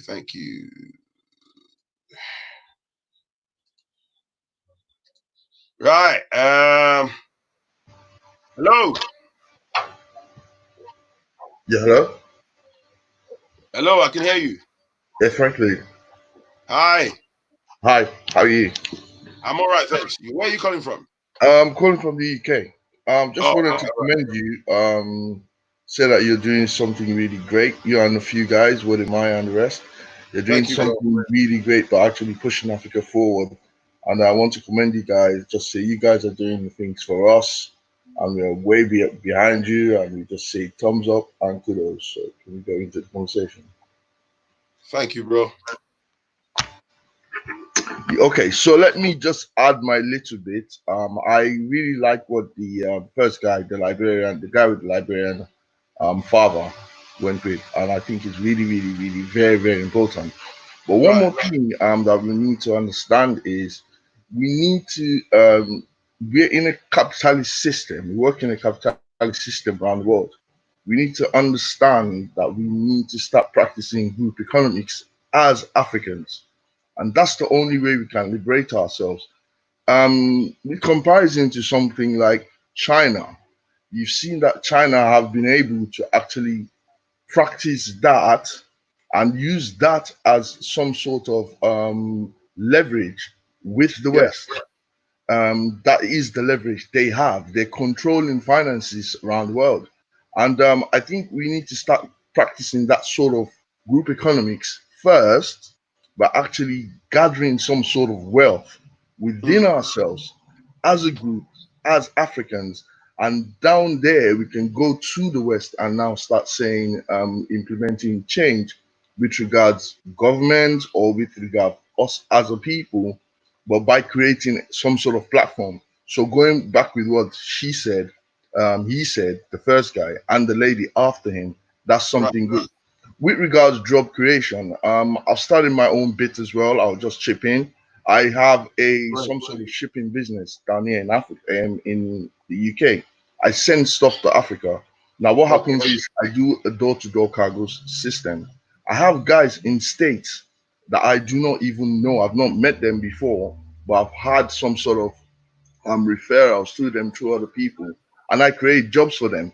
So I send things to different states in Nigeria, and I have people that are taking these things from wherever they are to Nigeria. Believe it or not, these people are getting 20K, 30 grand per week just doing this. By basically dealing with the logistics back home. By just basically dealing with my logistics. You get my bag, you take my bag to someone else. And what they're doing is they're forming sort of small businesses as third parties and charging my customers. So I'm transferring my customers to them and saying, okay, this is the third party company that is going to do the final part of your distribution, if you get what I'm saying. So thereby creating jobs for people that I've not even met. And believe me, that's what we just need to do. We don't even need any money. We don't even need any capital.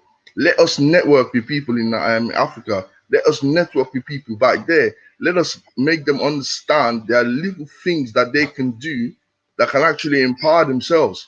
They don't really have to do much, do they? And that's all it is. That's what it is. It's really, really simple. Information is power. And that's why I'm just commending you on your platform, and I'm saying this is the strongest thing that we can ever do. We just give ourselves that information. We're not withholding information. We are coming out there and we're saying, listen, information is power. Whatever information it is that we can give out there, we're giving out our little sense, and we're empowering ourselves, and we're moving forward. There's strength in numbers. That's all it is. Fantastic. So that's my little bit, Phrankleen. I'll just leave it there. Thank you, bro. Thank you. I appreciate you. Thank you. Have a nice day, man. Yeah, you too, man.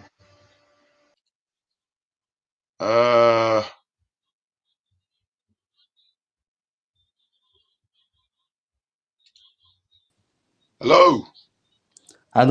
Hello. Yeah. Phrankleen, can you hear me? Hi. Yeah, I can hear you. I can hear you. Who's speaking? Yes. Go on. Yes. In Wodemaya's live video, somebody said that when he talks to someone in the diaspora and they say they want to come home, he usually tells them, "Come home to what?"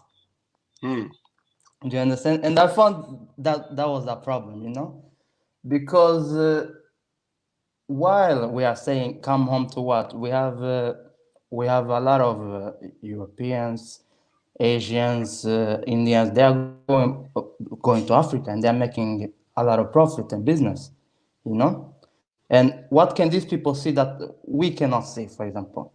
And that is, for example, the business market in Africa is very underdeveloped. In terms that you can do anything.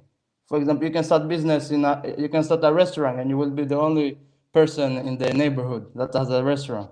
You can start any kind of business and you will be the only person, because the market is so underdeveloped, and they can see this.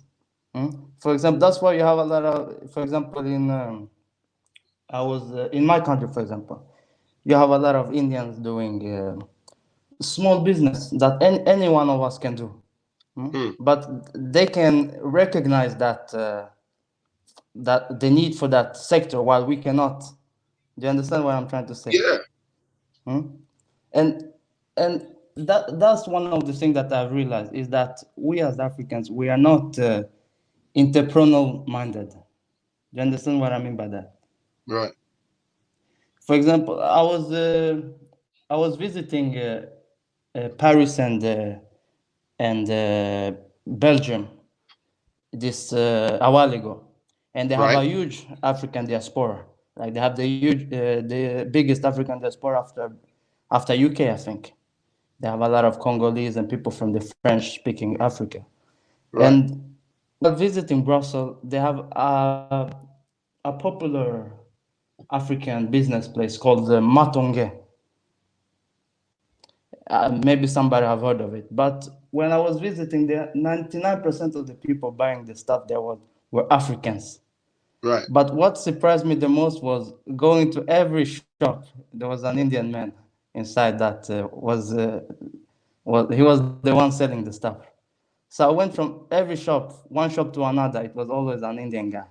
And I was thinking in my head, how come none of the Africans that are buying, how come they are not thinking, we are taking our wealth and giving it to other people and making them rich?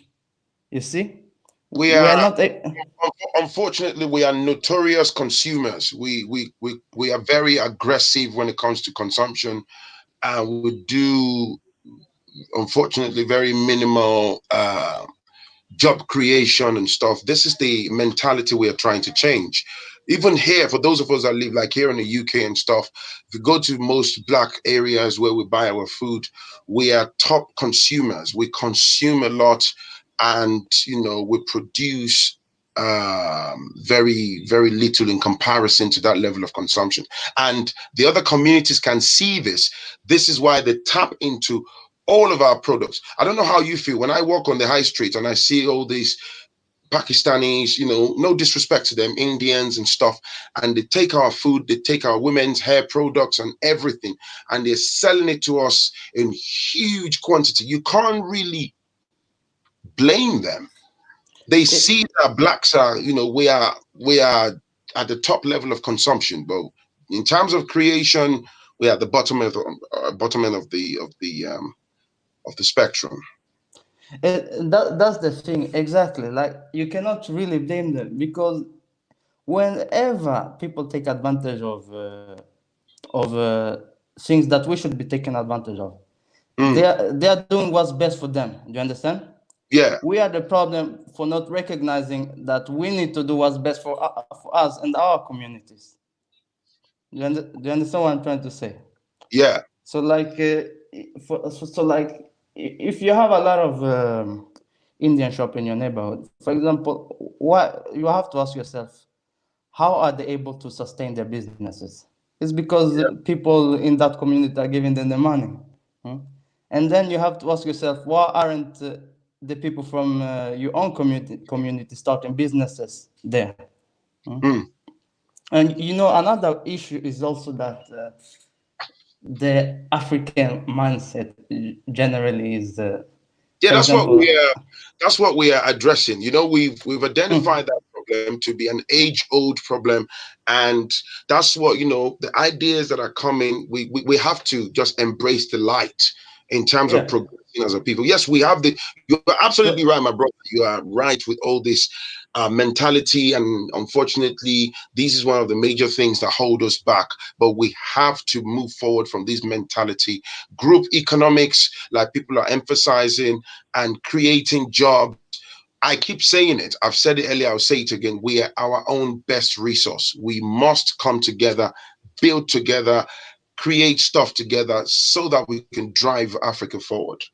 Yes, and I totally agree with that. And I really hope that we start teaching that mindset, especially to the young Africans who are growing up, so that they have to go around with that mindset whenever they For example, whenever they go to a place to buy stuff, and they have the option to choose between an African shop and a foreign shop, they have to choose the African shop because that's how you build community wealth. So that's one of the biggest solutions, Right. And thank you, my brother. Thank you. Let me bring someone else on. Thank you very much. Shukwa. Hey, bro, Frank. What's going on, man? I'm very well. Yourself? Not bad. Good to hear from you, man. Good, man. I'm really, I don't know, you're doing a great job yourself and the guys, and I think the whole team talking about Africa and the whole thing with the COVID situation. Yeah. So talk to me, man. What do you? For me, it's but I honestly think it's, for me, the issue with Africa, or whenever Africa has been discussed, I mean, by extension, Nigeria, I get really passionate about it, but then I just don't know. But I definitely feel like what you're doing is sort of pushing people in the right direction. Yeah. If not for anything, we're generating the conversation. People are beginning to think and begin to retrospect. And for me personally, in my field of work, I'm constantly thinking of how I can make my skills useful.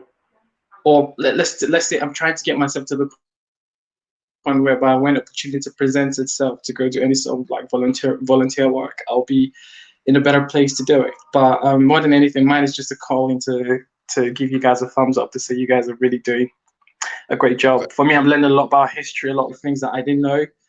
I'm learning to know about society in the UK where we're living, and how, like you always say, we live in a society where it's not designed for Black folks like us. So we have to go the extra mile to make things work for ourselves.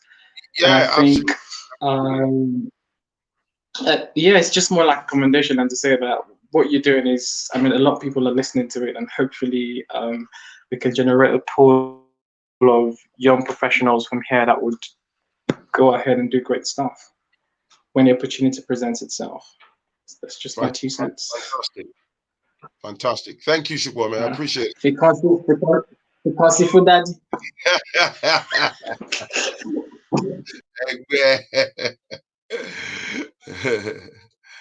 Hello.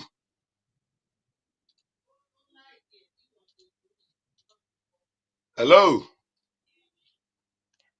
Hello. This person. Hello, can you hear me? Oh, okay. Yes, I can. Is that me talking to? Iridia. Yeah. You. Hi. Yeah. How do you? Hi. Yeah, I didn't. I thought I was still listening to someone else. Sorry about that. Thanks for the great job you're doing. I'm calling from Leeds. Great stuff. Yeah. Thanks for the great job you're doing. I must appreciate you first, and every other of our brothers and sisters out there who share the same things that I've been sharing for us. My great concern, I've been listening, although I had to go to a conference and then decide to call you now. One of the things that really bugs me is we're talking about the diasporans wanting to go back to Africa to contribute their skills.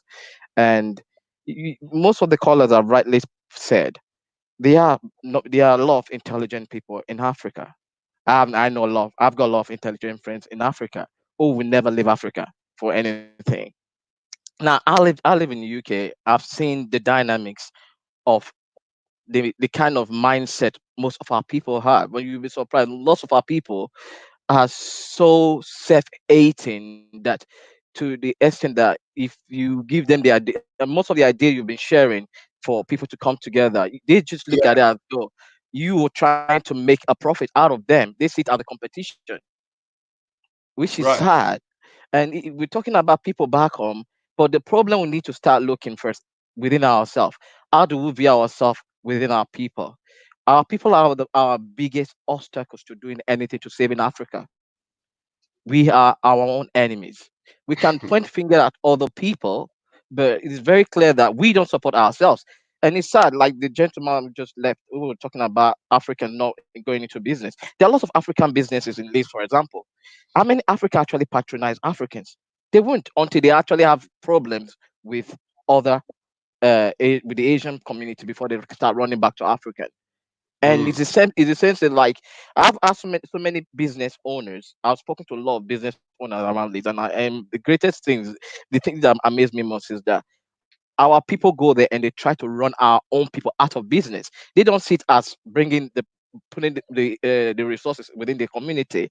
And when you ask them what happened when your children are grown up, I'm an entrepreneur myself in Leeds, and I've seen the kind of attitude I've received from our home people. And sometimes I just shake my head, and because it's very sad that we're talking about people back home.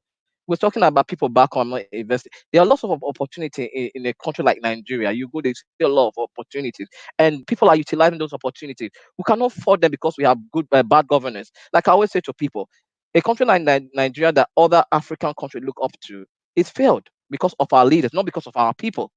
And that's something that people need to realize.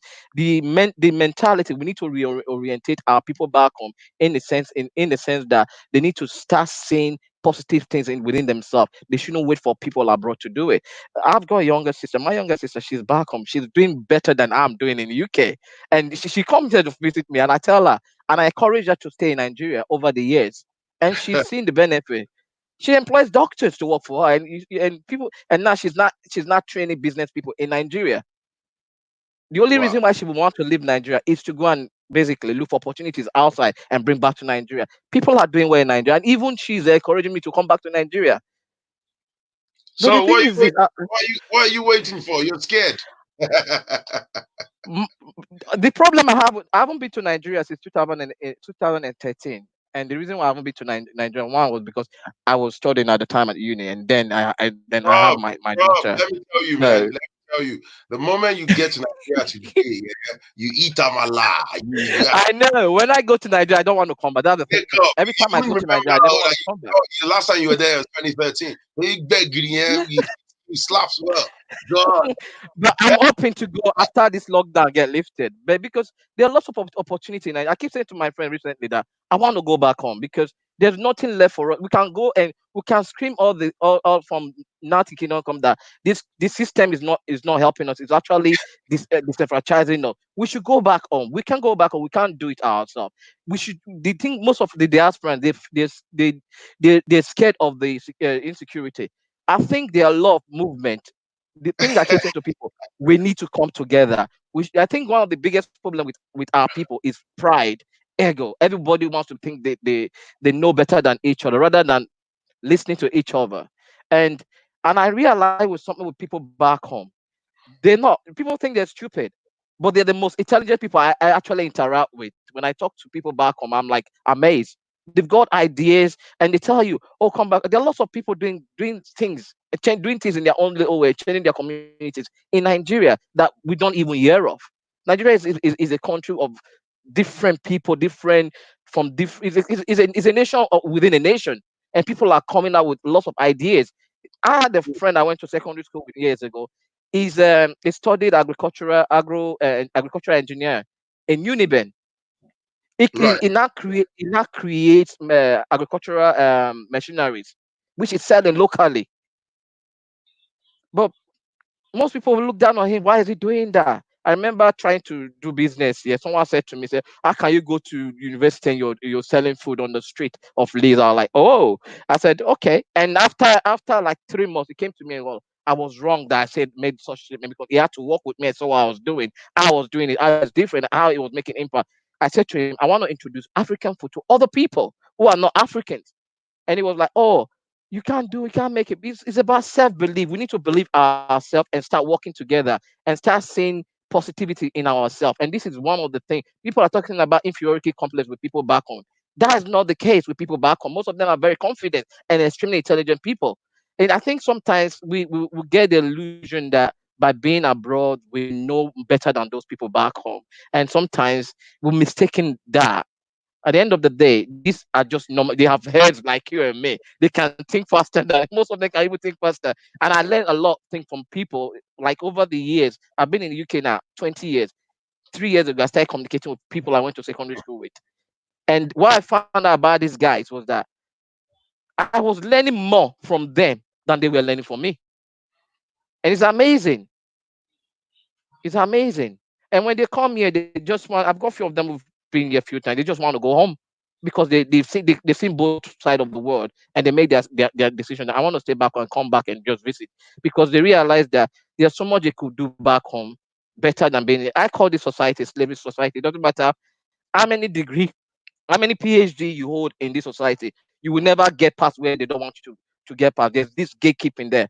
They have this, they block you. You can't go past. Thank you. Thank you. Thank You're you. welcome. Thank you for that particular statement. I love that. I love that you use the word gatekeeper. You see, we've had this conversation is common within our society. Usually when you're socializing, you always find yourself talking about and stuff. The problem with and first of all, I respect people's choices. Who am I to say to anyone to migrate? You know, at the end of the day, some people would want to die in England or die in America or whatever. But the truth, like you've hit it right now, is I think most black people, once we taste a bit of comfortability, a stream of income coming in, maybe husband and wife, you're having, good job and stuff. Yeah, you might have a property portfolio, one or two, They've got a bit of money in the account.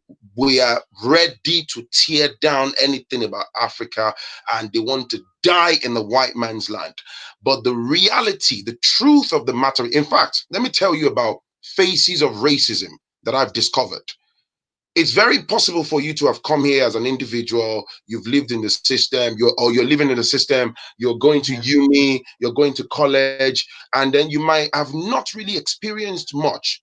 The moment you become a parent, you get married, and then your children start to go to school, it introduces you to a totally different side of the system, right? So imagine one day your son or your daughter comes in, or maybe some support teacher complains about and then they start to tailgate you and your wife, and you start thinking, wait, whoa, what the hell? You say something as a man, they call you aggressive and intimidating, and within the two shakes still, they're trying to take your children. Let me tell you, man, the black community, do you know a lot of filth that happens in the back end? In fact, some of our people live in this system and they are not really aware of what's going on. They don't, and they don't want to know when you tell them. Oh, I've lived here for 10 years or 15 years. Yeah. In the back end, a lot of our family structures are destroyed on a daily basis.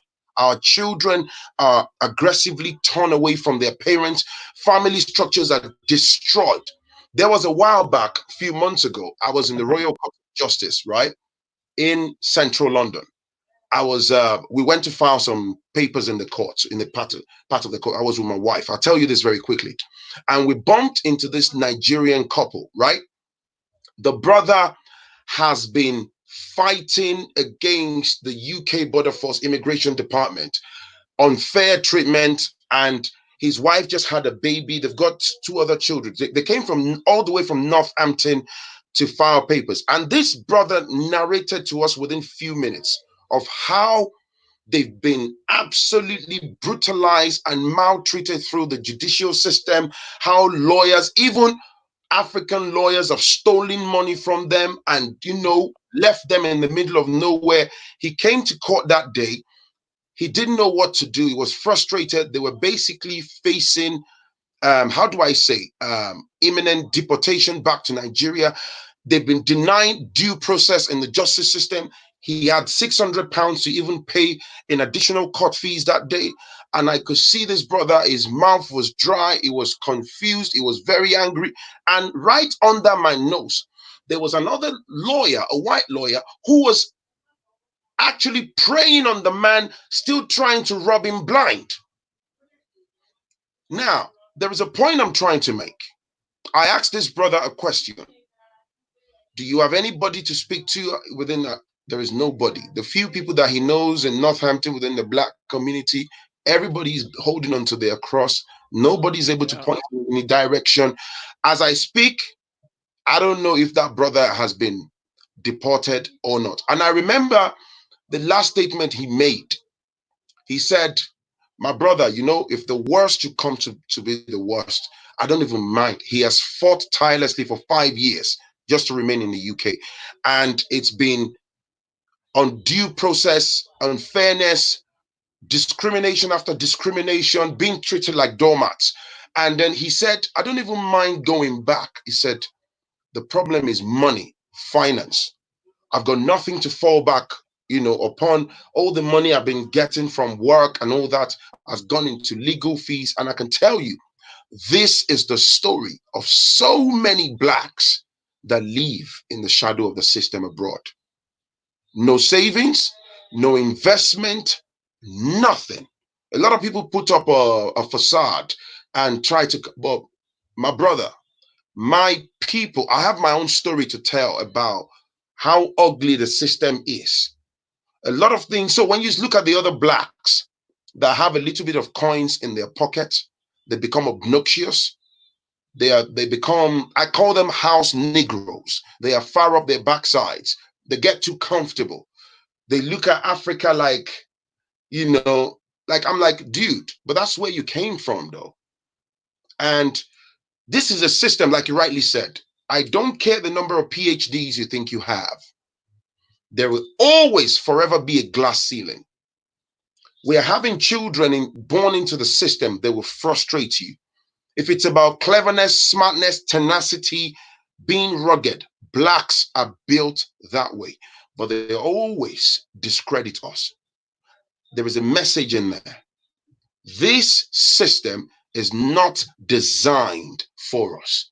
And when I see some of our people ruthlessly defend the system, I just shake my head and I call them house Negroes. Those are the ones that, oh, I've bought a detached house in Kent. I live in a 6-bedroom house. My children go to private school. So bloody what?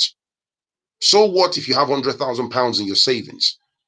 The overall quality of life for a lot of Black people in the system abroad is utterly shambolic. They have no regard for you. In fact, the cleverer you are, the smarter you are, the more the qualifications you have, the more the level of hatred. Correct me if I'm wrong.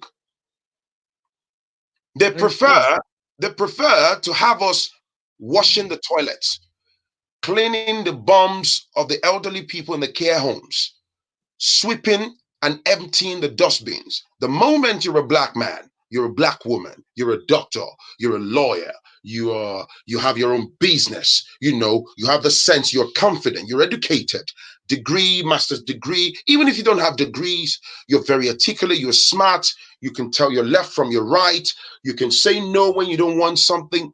They don't want it. This is why I keep going back to, you're talking about Leeds. I've lived in Leeds for donkey years, and I can tell you A to Z of Leeds in terms of the Black community. It's absolutely shambolic and disgraceful. If I can name some utterly useless Black folks, I will, but you won't. You're laughing. But it's true because I've been in contact with them. I actually parted my ways with them 4 years ago after seeing them for what they are. So it's just amazing when you mention them because they are some of the most terrible people. Although there are some good black folks, but they don't associate themselves with it. The good ones busy fighting for jollof rice at the Nigerian party. Well, I do not attend those kind of parties anyway, so I'm kind of an alien to them. So oh God. They see, this is what I'm saying. Look, I've lived in Leeds for donkey years, and look, I know when we were dealing with some litigations and stuff in court, there were some people, they're too caught up in their titles. My name is Mr. Such and Such. Call me Dr. Such and Such. They call this African Nigerian community. There is nothing. There's nothing community about it. Their mobile phone to just make a call to a distressed a brother who is facing deportation, a sister who is jobless, who is about to be kicked out of her home. They cannot look out for their brothers. They are very egotistical, very arrogant. And you know what's even funny? A lot of those people who are caught up in their titles, they wouldn't last one day if they were faced with similar problems. No, And they this is would. the problem of the black man. You know what's interesting? I actually asked some of the people from the community exactly them questions you raised now. I said to them, we've got our brothers and sisters who are homeless in Leeds. What are you people doing about it? Yeah, they expect me. And another thing I found out they did, I went to one of their jamboree conference they do, where they invite all the dignitaries to come and also the MPs to come and have fun, and then uh, tax people to pay towards building a Nigerian house. I said, what are you doing for our people who are on the street, who are homeless, who have immigration cases? Yeah. And they were like, oh, we're looking into it. I said, that's not good enough. The only reason why I found out that they wanted me to be involved so that they can tax me, because they realize I've got a visible business they can come to, and they try for a lot of time. Every year they have their meeting.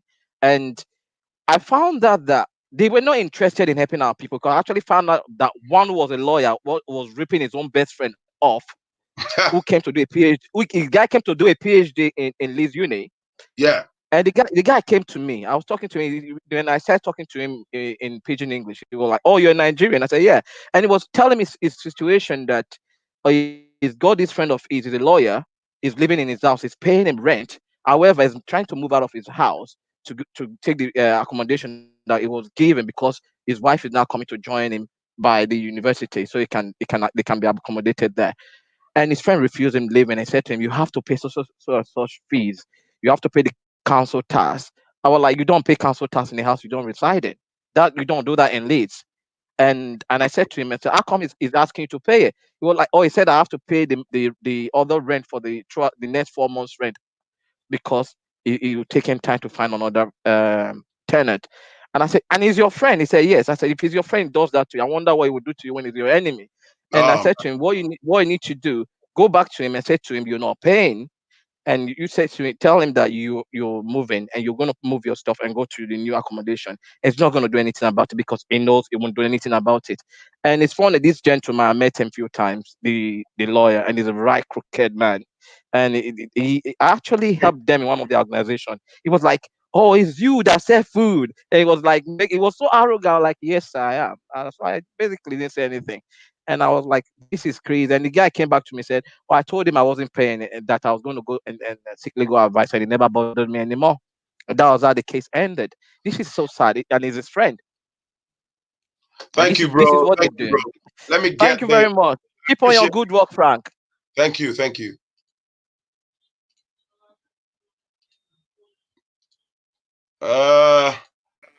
Jules. Yes, Frank. Can you hear me? I can hear you loud and clearly. Hi. Hi. Thank you so much for the work that you're doing. Not too many of us are bold enough to put our faces out there, but thank you so much for what you're doing. And we're all willing to support. You know what I'm saying? Yeah.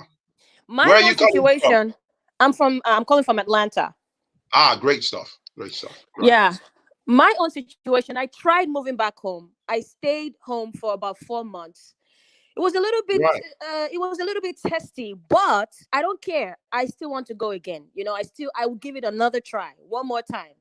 You know, because I also have lived in China. I went to those places, those people were kicked out. I know those places. I've stayed in those hotels. I've lived there with my family. I used to go to those restaurants every day. Can you imagine those restaurants that serve African food are actually Chinese? They are Chinese people cooking for Africans in those restaurants. All the Chinese restaurants that are out there are not owned actually by by Africans. They are African restaurants, but they are either married to Africans, but they have to be owned by Chinese. There are a bunch of mostly Igbo men that are in that area because they really have stayed there for decades. They are married to Chinese, but fortunately they allow them to open stores, but the stores are owned by their wives, and then it's operated by the men. You know what I mean? It's just a whole crazy system that's going on there. So that's why this thing hits home so deep. It hits home so deep because I just left China. And the thing that used to happen was thank you for sharing that. I didn't know that. So basically, that's a system in place that's sending out a message that they don't care how long you've been there, who you get married to. No.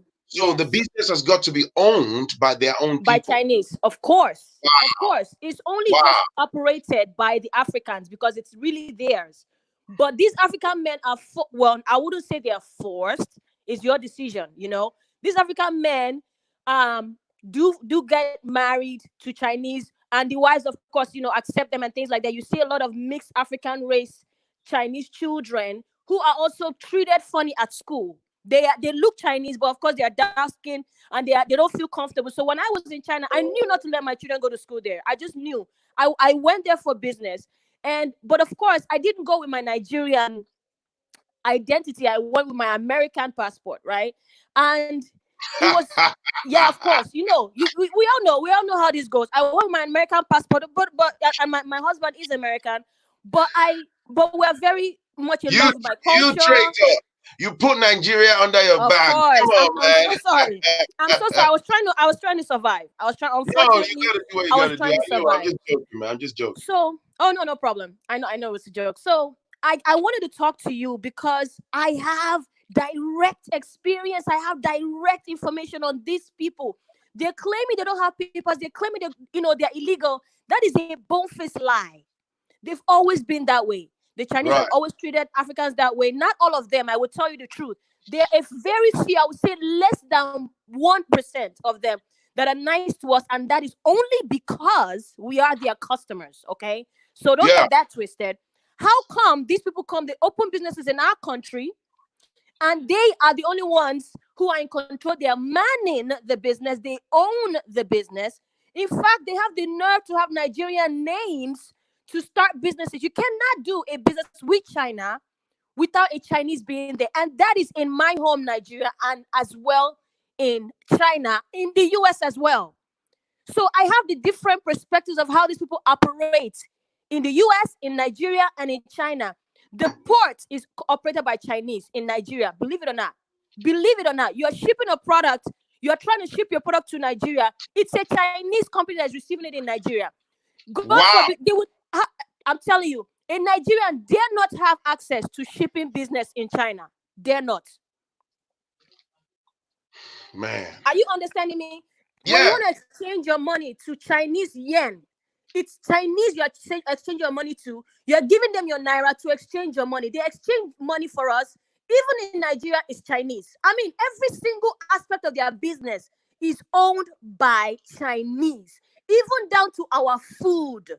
They serve Ghanaian food. They serve Nigerian food. They cook egusi, ogbono, wache, shito. All these things, they are all Chinese. Chinese servers, Chinese cooks, Chinese everything. In China, even our food. And we have the nerve to let them operate in our country untouched, unanimously. It's always been that way. After my trip, I came back to the US disappointed, ashamed, upset, because I would see that McDonald's that they kick people out of. I used to go to that McDonald's almost every day with my kids. We would sit upstairs. This was the funny thing. I would sit upstairs with my husband, and I'll see Africans going to the McDonald's, Chinese going to the McDonald's, whatever. But there was a particular time, and they've always done this. The police patrols everywhere. The immigration patrols every time. So this is not new. Forget about the bullshit coronavirus they're talking about. The police patrolled that place.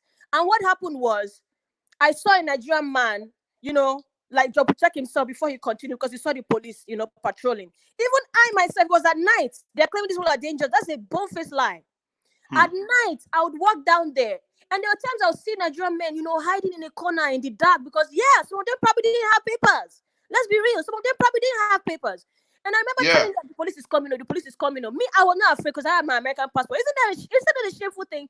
You have confidence not in your country. Not in your country, but you have confidence in something else. I was able to rent an apartment. But of course, with my American passport, trying to, hide my face and trying to have another identity. But I knew very well what they were doing to my people. I knew exactly what they were. And there were times, and I'm the kind of person, I'm a natural activist by heart. But a lot of us have a lot of things to lose. That's why we don't put everything on the line. Some of us have things to lose, right? Yeah. For example, I can't put my face out here because I do business with them. I know a lot about those places. I know very well about it. And I know that these people have their big brother power. Very huge. Just know that there's a lot of us that's out there. We may not be able to put our face out there, but we're definitely here to support you 100%. 100%. It has been extremely upsetting to see our government. I feel, and of course, I can only wish, right? The best situation would have been a body system. You want to open a business in Nigeria, let there be another Nigerian that is allowed to open a business of the same magnitude. Of course, a qualified one, which you will always find. Let there be a Nigerian that's allowed to open the same kind of business of the same magnitude in your country, uninterrupted. They will not interrupt you. Anything you do to the Nigerian in your country, that happens to the other body in Nigeria. That's what Nigeria is supposed to do. Instead of allowing these people to get away with what they're doing continuously. Thank you, my sister. I appreciate you, man. Wow. Wow.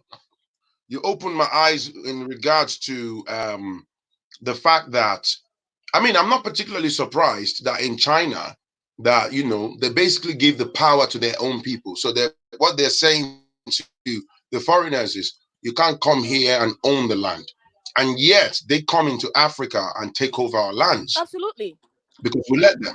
Absolutely. You know, I mean, I was even surprised, you know, when I would go to the restaurant, eat the food, I would, you know, from time to time, I'll go close to the kitchen, you know, try and find a seat closer, because I want to know who is cooking this food. There was not one African that I saw there. Chinese. I have no problem with that. But where I have a problem is when we're not allowed to do the same thing in your country. I'm sorry. Yeah, I agree. 100%. Thank you, my sister. Thank you. All right, then. Thank you. All right, guys. Thanks. Bye. Nice one. Oh, you're a star, man. This is amazing. This is absolutely amazing. Wale, are you online? Hi, Phrankleen. What's going on, my brother? Yeah, I'm good. I've been a very ardent follower of your channel. I mean, it's very lovely to have this opportunity to contribute. I think the previous sister really said so much. I mean, right. it's very shocking at what our people face over there. And then these people come over to Nigeria, they live like kings, they are treated like, I mean, we give them the red carpet welcome. Yeah, exactly. That's what we do. Sorry, I didn't introduce myself. I'm Wale. I reside in the UK. I'm actually a medical doctor. Are you? Yes. Yo, I've got COVID. Well, you already have an anti-COVID there. That ECPA is gonna bust any COVID. just balance it with Bolly. Yeah, so it's very shocking. I mean, yesterday I was watching a video of how people lost their land in Osun State. I think Oshogbo or so, to Chinese people who just came over. I think they said the Oni was involved or whatsoever. Right. You know, I mean, it's terrible what our people are going through. I mean, I don't have anything against Chinese people or any other country or whatsoever, but the thing is, we should be given a fair chance. You know, I mean, you can't take over our lands here, do stuff, you know, the way you like, and then we don't have the same opportunity. I think it's very unfair, you know. And back to the main thing, I think one of the problems that has really held back Africa is self-hate. It goes around even when you try to do things back home. There's people who always be like, "Oh, what is it that you know?" and all that, you know. Recently, there's a senior colleague, a consultant, who told me, because I am a doctor, you know, he told me that, okay, how can we help the health system, you know, and then I came up with like 11 points, you know, talking about how we can help the health system. There's a lot of things now. In what, back in Africa or here? No, back in Africa. Okay. How we can help the health system. There's so much that we can do. I mean, the problem of the health system is multifaceted. You know, there's a lot of problem with even the doctors, the society. I'll give you an example. You know, I used to work in one of the private hospitals in Ikorodu, and it was the 7th of July.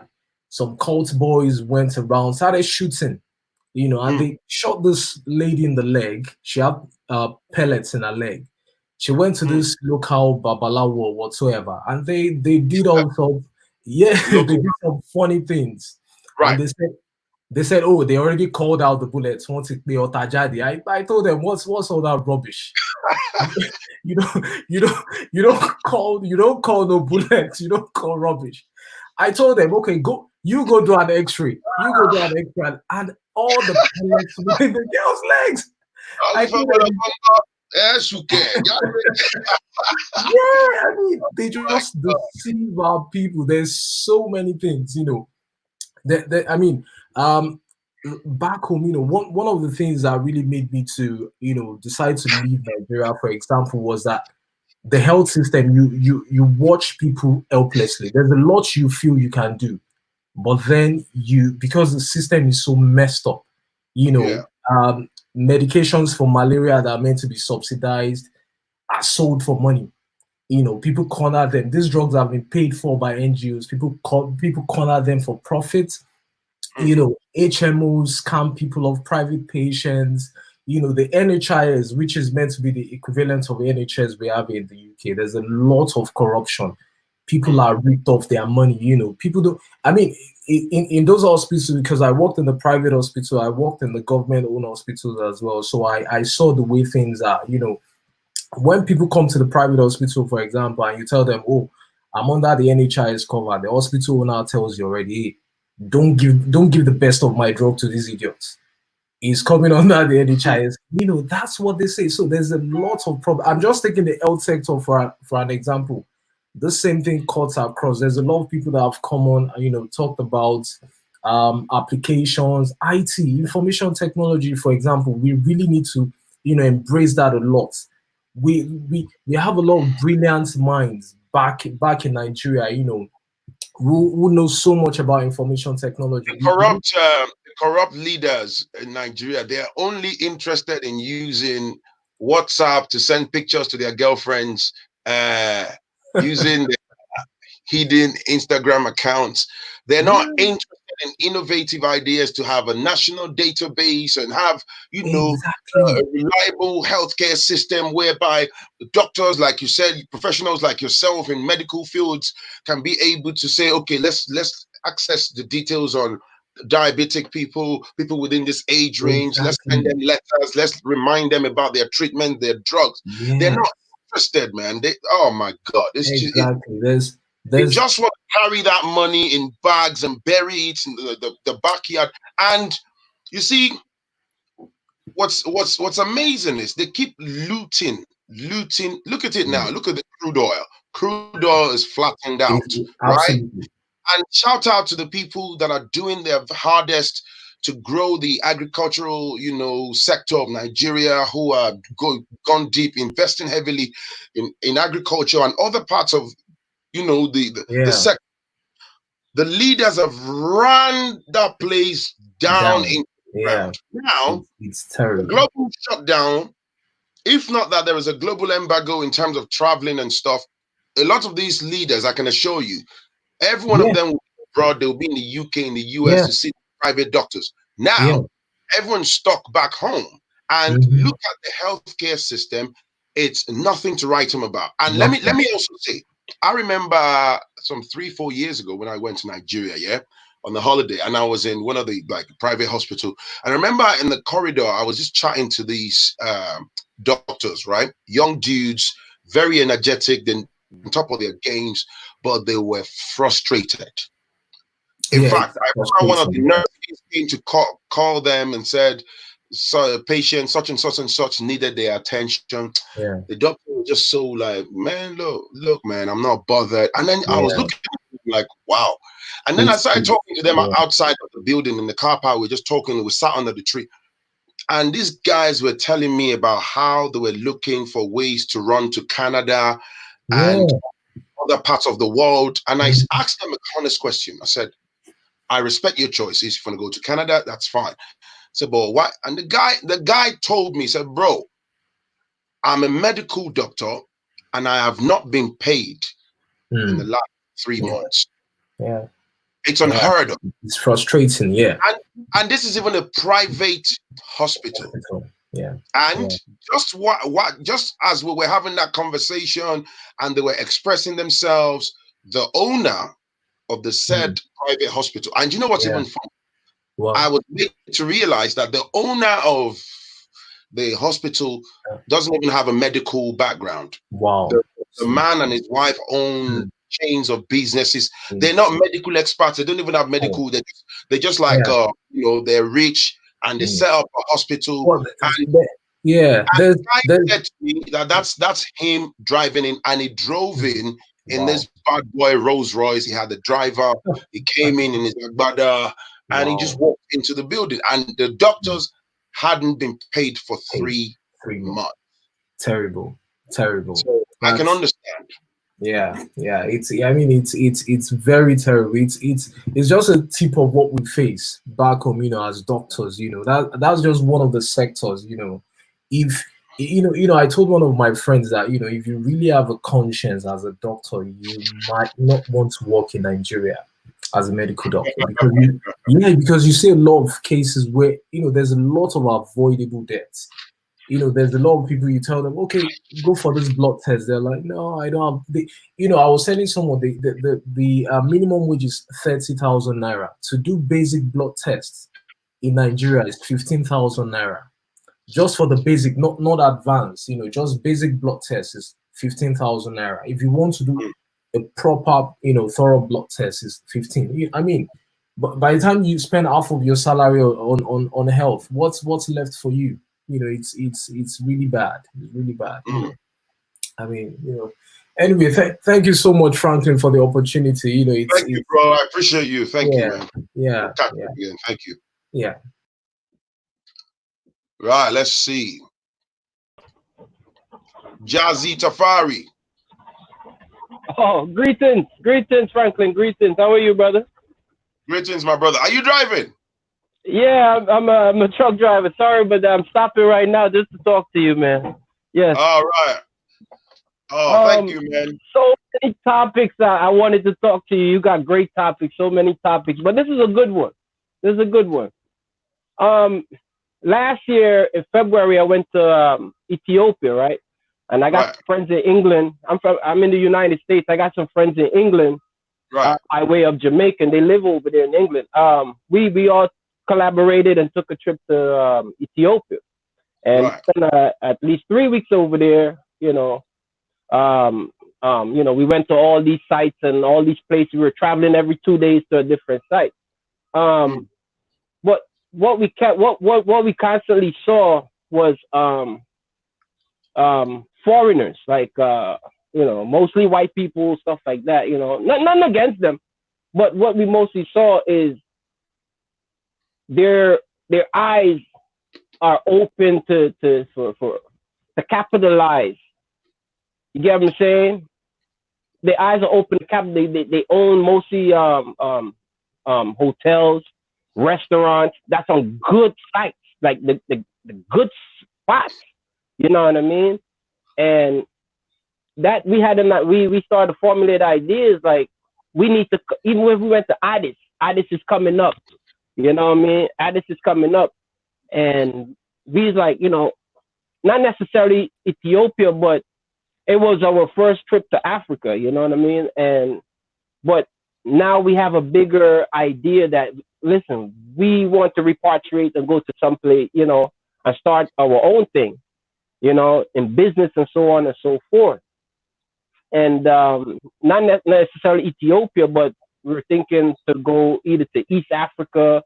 My lady, she's from Sierra Leone. She always tells me Sierra Leone is up and coming, you know? So we were thinking that type of business, but most of my friends, they want to like go maybe start school, or they want to go build a house and do farming and stuff like that. And I'm not necessarily on board with the, you know, starting with the farming and stuff like that. I think I'm 40.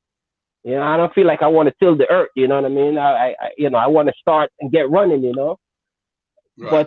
But what we saw was a lot of other people aside from Black business is foreigners having almost the monopoly. Yeah. Things, you know what I mean?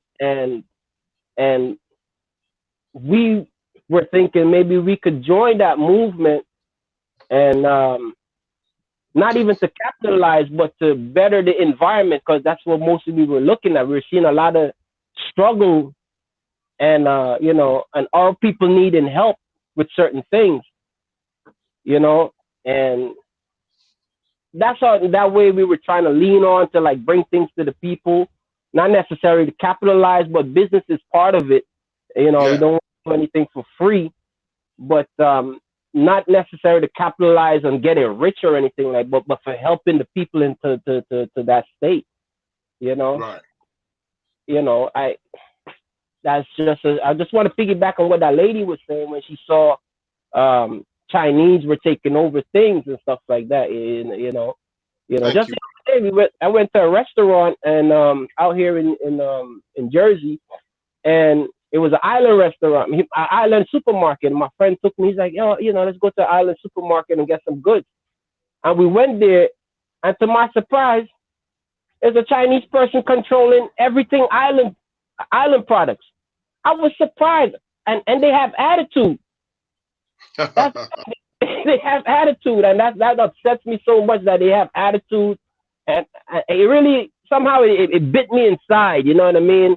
Because I thought I'm expecting maybe to see maybe someone from the islands. You know what I mean? Doesn't matter, but someone from the islands that connected to the culture. You know, but you know, they have no connection, but they sell you your products. You know what I mean? And they have attitude about, you know, and all this stuff. But I just want to piggyback. You know, I just want to tell you, I love your show, man. You got great topics. This is like the least what I want to talk about, but you got great topics, man. Thank you, my brother. Thank you, my brother, man. Yes, sir. Yes, sir. Thank you and everything, brother. All right, man. Peace. Charles. Yeah. Hello. Hi, Frank. Hello, my brother. I'm so glad to be introduced by a friend that I should watch one important live show like yours, and I've been seeing your posts on Facebook for a while. I love listening to your thoughts. They are those kind of thoughts that we need in this generation for us to be able to change Africa. Once again, my name is Charles Awodu, and I'm calling from US. And I just have this to share regarding this program. Right. I've listened to previous speakers, and they have really said much. But one thing I discover about our people is that we don't believe our own. We don't believe in the strength that we have. We have everything. We have smart kids, smart young guys out there. Some of them, they have ideas. They are highly loaded. They have gone to school in United States, in Canada, in England, but we don't believe them. Even when they want to try to do something, we look at them that they can't offer anything. This set of people, they will be, if they go to church, within the church, they look down at them. They don't, if they try to say they want to do something different, they talk them down. Some of them, they go to mosque. In the mosque, where those centers are supposed to be, you know, center for mass development, you know, inspirations to push people to be better. These centers, they are not doing that. They only teach us to pray. And when you pray, prayer alone cannot solve anything. You need action, you need people, you need networking. What about the young ones that we have, your friends? Some we look at it like somebody that introduced me to, that just called me, Charles, if you are available, I just want you to listen to this guy because it's like you will love it. That guy, you know, he has been with me. We just try. When I got to this place, I discovered that I look at some things that this shouldn't be. Well, the first thing I learned was that, in abroad, if you go with your degree, you can never secure a job with your degree. Even being a child of God, I look at it. Why should this be? Most of my professors, they school abroad. What they teach me, so if I get to abroad that I cannot use the same certificate, I rejected that kind of mentality. Not by power or by the quality of degree that I have. No, but by the fact that I've been going to church, I have faith. And secondly, by the understanding that my professors, they too, they are good. In a way, God worked it out, and he gave me, you know, a job, good one. So what am I trying to bring out is that we don't believe ourselves. Like if we go back when we want to do business, if you go to some ship and another Chinese guy want to do business, we believe so much in foreign currency than believing in the strength that our children have that can help us to build the next generations. It is one generation that build the next generation. We don't believe that.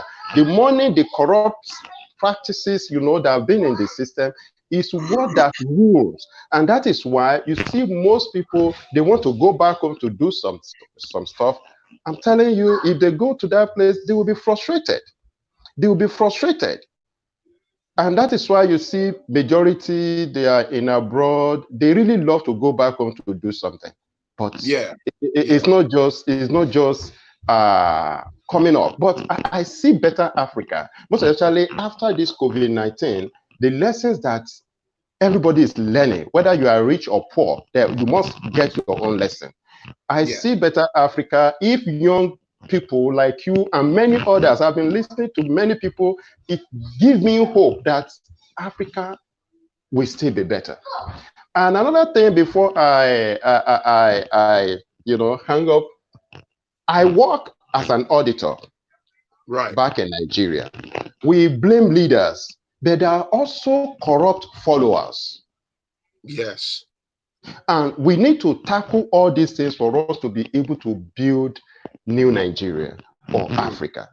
Some of us, you know, I just have that I'm from a disciplined home. We don't believe in cutting short or looking for, you just, my parents just believe you have to work for what you want. So that mentality as an accountant, and I was fortunate to work with one of the top man in Nigeria. I don't just want to make mention. He loves young guys, and most actually, if you can walk to in truth.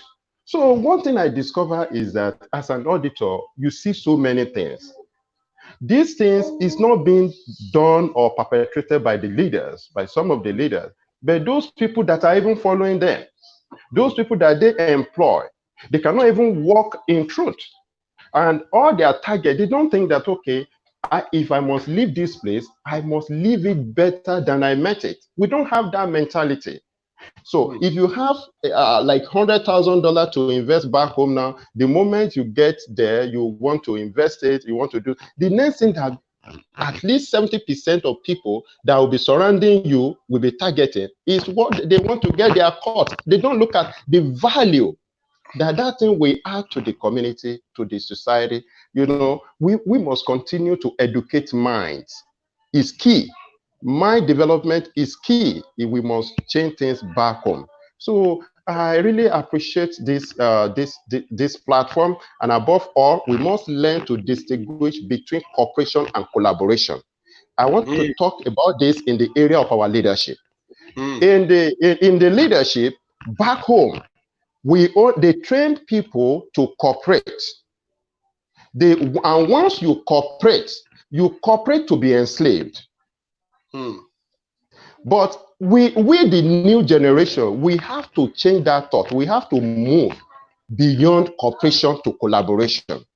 For instance, you now, I'm listening to you now, I should be thinking, I have a platform here too, for leadership trainings and inspirations.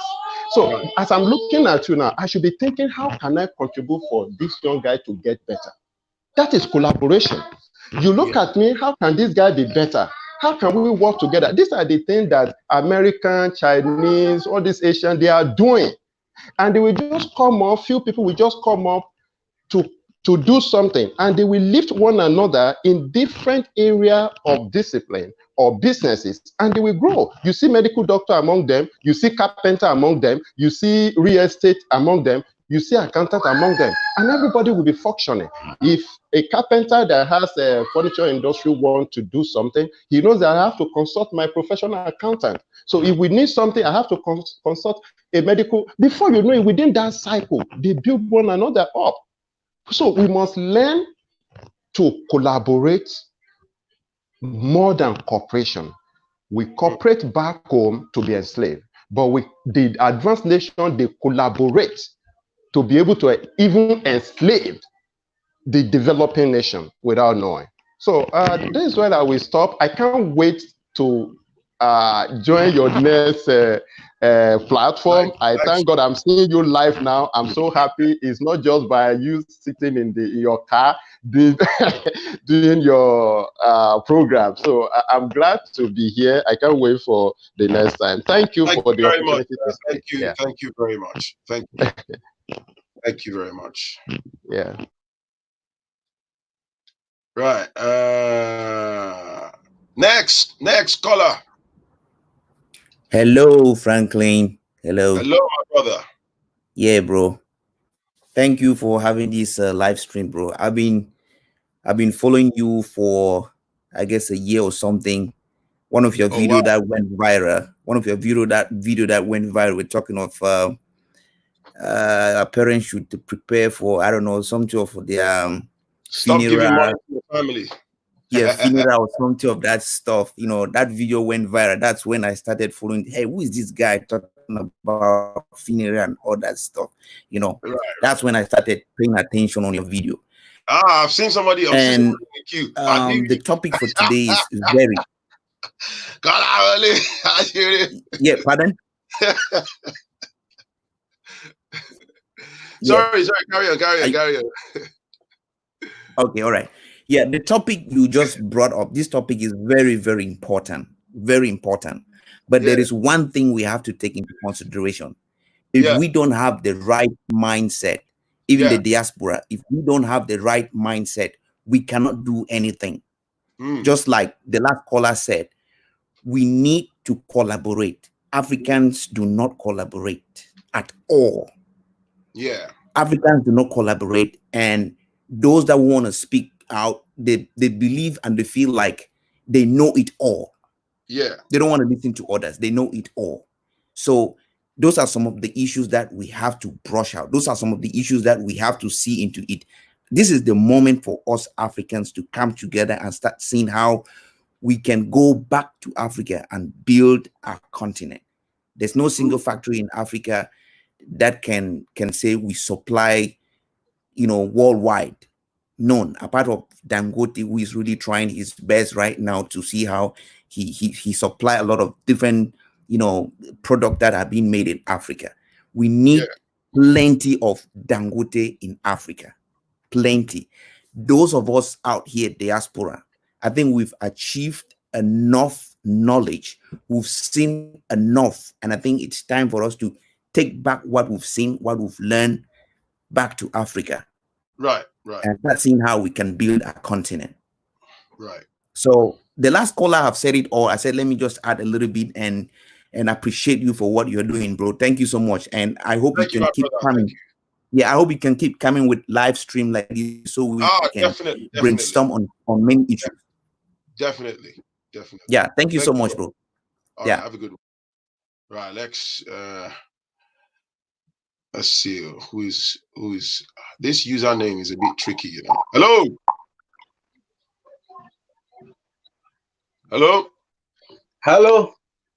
Hi, Phrankleen. Hi. Yeah, hi. I really want to commend you for your job. You're really doing a great job. Yeah. Oh, thank you. Yeah, I'm a super fan of yours, and I'm studying here in Europe, and actually from Nigeria also. Your username is a bit funny, Yeah, that's my fake name. Just ignore it. That is my name. Because I thought you were a troll. I was about to get set on the block button, Master. Right, yeah, I'll commend you for what you're doing. I really think we need more of these platforms like this where We can have scream lines, and people come and we just debate and brainstorm together. I think it's very important for we as Africans. Yeah. And what I want to say is I've here in Europe, I've met some like Africans, and they've been here like for years before me. They've been here 20, 15 years. And sometimes I try to tell them, when do you think of going back to Africa to start some investment? And they talk about insecurity. Yeah. But for me, I grew up in Lagos and coming here to study. And I think insecurity, everywhere is insecure. Everywhere in the world is insecure. So if we talk of insecurity, we understand the kind of insecurity you're talking about. But come home first. When you go to Lagos or you go to the East or you're in the West, you want to invest, you want to start something, nobody will come and rob you because, of course, you belong there. I was in Tanzania for 4 weeks. And I wasn't in Tanzania, and I'm Nigerian, but I was speaking with my Tanzanian friends and telling them about what we can do, and we're brainstorming and all that, but nobody robbed me. Everything went fine. We did what we want to do. We set up some projects and it went well. But if I was in Europe and I'm thinking, oh, how will I go to Tanzania? No, they will steal my money. Oh, no, they will cheat me. Then I cannot do anything. I will still be in my fear of moving out, or be in my comfort zone to say, no, I don't want to step out of Europe because, I make my euro, then I'm cool with it. So, and another thing I think is like, we Africans, we need to put pride apart. We are so proud. I know pride is part of us. We are proud people as Africans, but working with our fellow Africans, we really need to tolerate each other. We really need to know how to learn from each other. I agree, man. Because my biggest problem, people talk about racism, but I tell you, my biggest problem here, like that I face, is come from my African community brothers. Yeah, I think a lot of people have covered that ground in terms of what do you call it now? Lack of unity, and this is why we keep repeating it. So I am confident that message over time will embed itself in our minds, and we'll be able to come together, like you're also saying, and we'll to hopefully enjoy the new face of Africa. If you got any other points you'd like to add, my brother? Yeah, another point I want to add is about entrepreneurship. Someone said something. Well, there was a speaker that said something, and he said Africans are not entrepreneurs. I don't think that's true. That is really not true. We have this entrepreneurial spirit, but it's just that we all have different ways of thinking, right? I like here in Europe, I know a Nigerian shop and I know an Indian shop, yeah.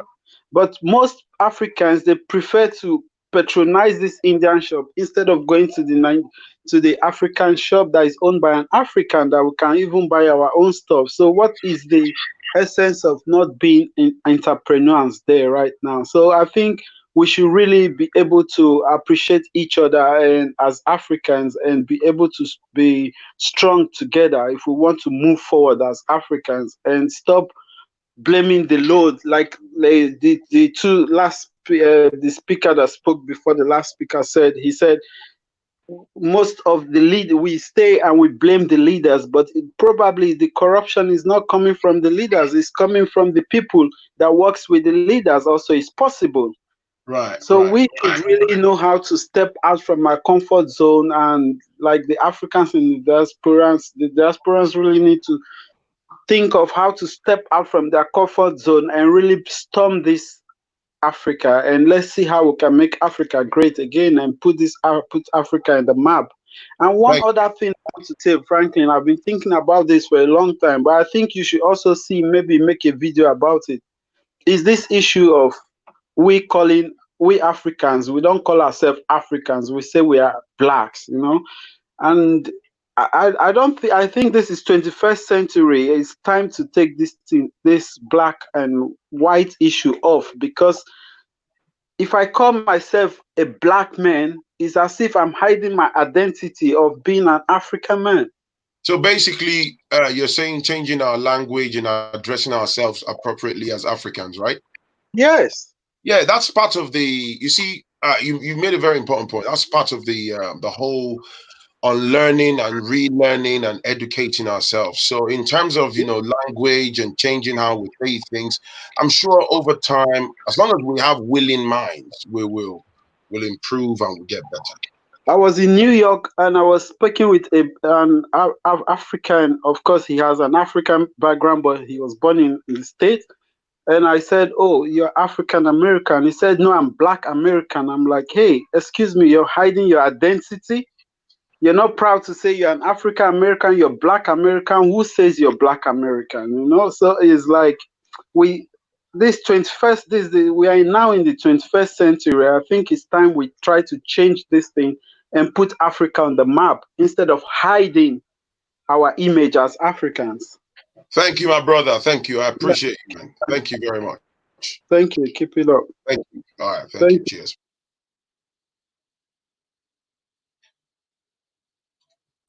Okay. Hey, Franco Nero. Yes. Right. Yeah. I mean, well done for the good work. I mean, I can't praise you enough. I saw the Instagram. I said, you know what? I have to put my cooking aside and come in and chip in my own little penny there. So wait, stay right there. So if you're watching, this is my good friend. This is Nigeria cuisine. You should check him out on YouTube. Thank you. Chef Kola Ajayi. Hold on. Go on. Carry on. I'm listening. Right. So the question is, do Africans in this diaspora have the key to African restoration? The question is no. No, we do not have the key. And I'm going to be quite honest here and very plain and very straightforward. And I don't want to be misquoted in any way. I love Africa. I love my country. Anything we are going to do, we have to start here. I've managed to catch up some of the key points other people have raised, during this discussion. And I'm just going to pick one or two things there. Part of it is, if we are going to do anything, what are we doing to ourselves here in UK? For us to make any change, we have to kind of reflect on ourselves here. This diasporans here, what are we doing to help ourselves? Look, Frank, I work in Peckham, and I'm 100% saying this is a fact, is an evidence. It is not one in what we should want to be. It is what I know. Africans are consumers. We love to eat. Just to eat. If you check all the shops in Peckham, it's owned by Pakistan. Their wives don't come there to shop. It is us that go there to shop. Now, the question is, what is stopping us? What is stopping? There are a lot of shops there, 37,000, 65,000 pounds. These guys, they take the shop, they market it, but Africans would rather prefer, someone said it in the last discussion, that you would rather prefer to shop from the Asians. A friend of mine opened a offline license, off license at Bethnal Green, next to an Indian shop. Do you know, he told me he had to pack up after 6 months. When I asked him, in the discussion when we're having a drink, he said Africans will walk past his shop and they will go to other people's shop. And he was selling the same. Now he had to look into his shop and see what was going on. Does he not have the good milk? Does he not? So he decided to copy same thing, the shelf, everything, the way they arrange the conflicts, the way they arrange everything. But we don't go there. Now there's a problem. Mental conditioning. Mental conditioning. There you go. So we need to kind of look at it from our side there. Now looking into Africa or looking into Nigeria to be specific, where I come from. Do I think that look? I follow the news, right? Of course, I do a lot of cooking, but I follow the news. You cover this celebrity that had a party in her house, and of course, she was arrested for having a party during this lockdown. But a couple of weeks later, there was a burial ceremony of someone close to Muhammad, which is Buhari, and you could see a lot of people there. And the question is, why are they not following the same rule? And it's all over the internet. You can see the person even taking the nose cover out. Yeah. Now, Nigerians need, if I'm in Nigeria, to be honest, the military will beat me, they will beat me, to be honest. Because at the end of the day, if these people are coming out and they are going for a burial, they did not even respect the same rule. that you are giving to us, Nigerians, locking us. These people are selling Gary, they are selling sugar. They are telling them to lock themselves in the house without even giving them anything. Now, how can we, what voice do we have as Diasporans to go down there and say, look, we want to bring the change? Where are we going to start from? Where are we going to start from? To bring any change, the justice system in Nigeria needs to be fixed.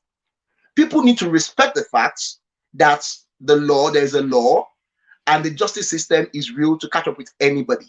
Yeah. Then people like us can then go home. I know not 3, not 4 people, I'm not going to mention names, who have gone to Nigeria to invest and they are dead. Who killed them? They are workers. It's in the news. People working for them. Yeah. So what's my security? I've worked 15 years of my life working hard in UK. God has given me the grace of knowing a lot of things. Same as the doctor that called. I know somebody that is working in underground who has the master plan of the underground. There's not, he wants to give Nigeria and support Nigeria. We have high-skilled professionals, but what is the environment suitable for us to be able to go down there to implement ideas? Good ideas. Two things I'm going to say to submit, all right, because I want to give other people to talk here. 2 things I'm going to give to submit. Yes, we have professionals in Nigerian professionals from Ghana, African professionals in the UK, in abroad, in America, who really want to go down to their various country to go and fix things and do what is right. And we have those here who don't, they just want themselves. They just want to feed themselves. Now, I'm going to put those who are not really to think outside the box on one side. Let's think about those who really have the spirit, the heart to go down to Africa. Me, you, doctor that called, good people who have good here. The question is, if we go, Phrankleen, it's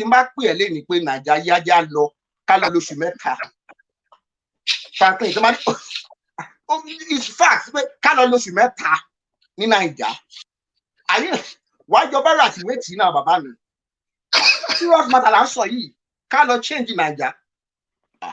Look, it's possible, but is the ground ready for us? Is it ready for me and you? Is the ground ready for me and you? That's why somebody said earlier about security. Because as soon as you go with your ideas and all these cabals, these corrupt people, they basically would try to shut you down, and the next thing is they go from 0 to 100, and your safety is on the table for discussion. No, I mean your beauty is okay, because at the end of the day, your life comes first. You have to look after your children. You've got wife. You've got look. Look. Think of the Ganifa way. Think of the MK Abiola. Think of just like that. So are we ready to do that? If anybody is ready to live their life for Nigeria after living their life, working their life and working their hard-earned money to buy a property in the UK to go, or in America, or to go to Nigeria to go and fix it, it is possible, don't get me wrong, but you must be ready to pay the price. Thank you so much for having me. You must be ready to pay the price. Thank you so much. Yeah. Thank you, bro. Bye-bye. Appreciate it, man. Nice one. Right.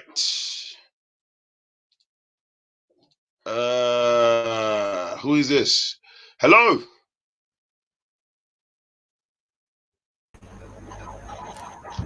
Hello. Hello. Can you hear me? Hello. Hello, I can hear you. Can you hear me? Yeah, this is Ty on the line. Yeah, Phrankleen, how are you doing? I'm all right, my brother. You? Yeah, very well. I've been following your program for a while. I'm quite impressed with what you are doing. So keep the good job going. Thank you. I'm calling from Nigeria.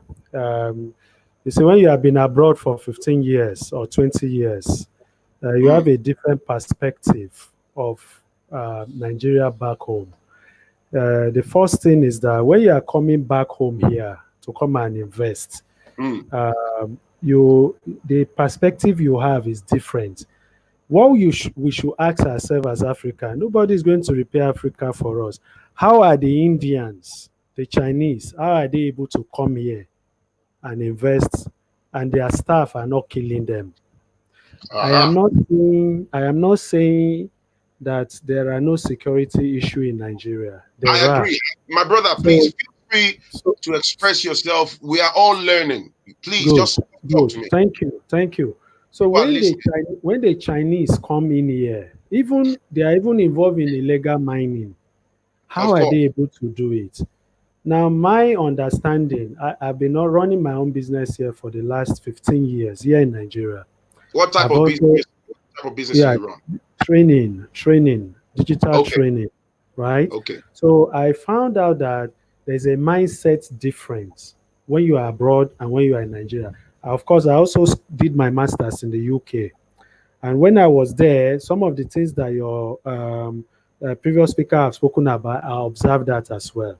We don't have collaboration, but I keep finding out, why is that so? Why is it that the Indians will go to the UK and they will collaborate and build wealth? They will come to Nigeria and do the same. And we in the UK, we don't collaborate to build wealth. Here in Nigeria, we don't do the same. Why? This is my findings. My findings. You see, perception matters. We need to, first of all, if you are coming here to start a business, have somebody that is trustworthy. Have somebody, if you have somebody that you have known for a long time that you can trust, right? Have somebody, not your family, not your brother, not your uncle, but have somebody, it could even be a foreigner you bring down here, like I heard about in Nigeria. Sorry, I like what you said. What is your, before you carry on, sorry to interrupt you, what is your take on having a business employing family members? It's a big no. It's a big no. So you have to keep them far away from you and help from afar, right? So if you are coming here, you want to set up, the reason why it's a big no is that the fact that you are able to set up something here, the people you grew up with, your parents' mates, and all of that, they start seeing you, envy comes in, and all of that. You've got to manage all of that. If you don't manage that, I mean, you'll be dealt with. So those are part of the things you must look at as part of your risk assessment when you are coming down here. But to write off this place, I think we need to learn what the Chinese is doing. I have gone around. Most of the new companies that are coming up are owned by the Chinese. How are they doing that? And these same Chinese are working with just slippers and shorts on the streets without police following them. Yeah, I see them. I meet them a lot at suya joints. You know, when I'm in Nigeria, exactly. You see So them. Exactly. The same thing. The problem is that when our own people come down here, when you start showing off that you have arrived, that's a big problem. So all of this must be checked. Then, for me to allow others to speak, how do we even start collaboration? First, we need a platform. Without a platform where trust is built, then there will be a big challenge, a big issue. For instance, Nigerians abroad, we are eating Nigerians' food, but the supply chain of those food, how they arrive there, is not owned by Nigerians. That's a big surprise. So how are the Lebanese and the Indians able to supply our food, take them probably from Africa, and channel them all the way across Europe and America? Why are we not doing that? This is my findings. Africans were trained to be laborers. Be you a doctor, be you a nurse, be you whatever you read in school, you are under labor. Now we are not trained to think of capital. So to think of capital, you have to first save, and then you have to go do training. How are businesses run? If you don't do any of this, you just have a brilliant idea, you pack money and you go and throw it there, you're going to lose it. And then you've got to do your due diligence. You don't have to employ people because they are black. You have to employ them because they are competent. So this is where I will rest my case. But I like what you are doing. I'm quite intrigued that you're able to have live call into this. I plan starting my channel very soon. And I think there's a lot I can learn. Sorry, let me ask you before you go. What sort of training do you say you offer? What's the training about? I'll explain it to you. Now, when we observe that, you know, professional exams like ICANN, CIS, and all the rest. In 2010, when we observed that the stock market crashed because of the global financial problem, right, that started from America. So we had the issue that students were not able to come to for physical classes. So what we do is to pick the syllabus and record them in video formats, right? And then find a way to protect them so that they will not be duplicated. So and then we make that available on Android devices and on Windows devices so that you can go through your studies at home and go for your exam. So we've been able to produce many chartered accountant and all the rest. So the latest release now is for WIEC students and JAM that we have just released, right? So the platform we are building is for those who have content, because this is where we need to also know manpower is a lot of challenge in Africa. It's a lot of challenge. So we need to come up with the knowledge we know, package them in form of a training, but also make them available. This YouTube we are streaming, less than 10% of Nigerians can stream YouTube. Less than 10%. So we need to package all this knowledge and put them offline, and also protect your work so that it doesn't get pirated. So that's what we do. We're coming up with a platform in the next 2 months so that those that are abroad, whatever knowledge you have, without knowledge, my people perish, right? So we need to understand how knowledge works, the knowledge economy, and how we can use it to uplift Africa. So I am more for commerce, I am more for trade than AIDS. So instead of you sending money down here to show that you are a giver, you like giving, send money and send people for training. That's Nah, what we they need to start sending me money, man. I ain't sending money to nobody, man. All right, Phrankleen, you are doing Thank you, my brother. Thank you so much. Thank you. All right. Hello. Hello, Phrankleen. How are you? I'm all right, my brother. You? Yeah, I'm doing quite good down here. Just enjoying the Where lockdown. you calling from? Bracknell, near London. Ah, great stuff. Yes.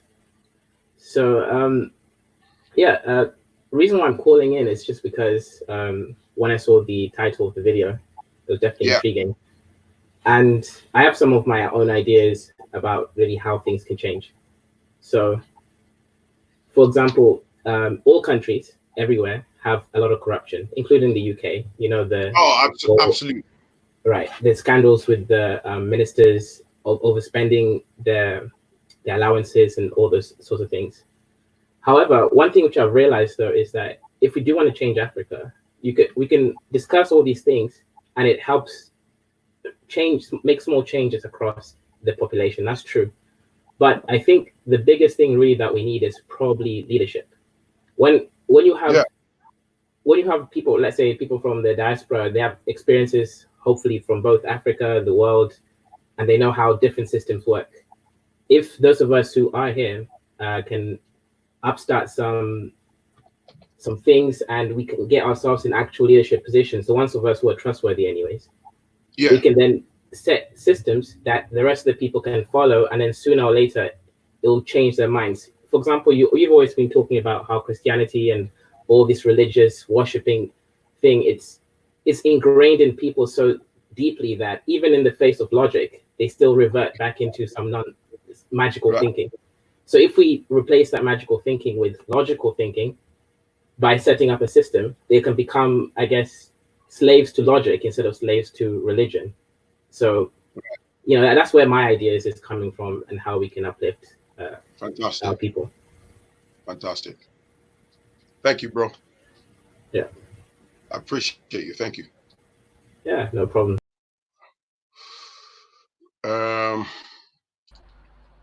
Hello.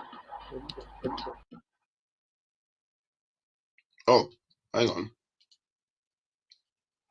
I think is that Jews again? You have a different perspective of Nigeria. Hello.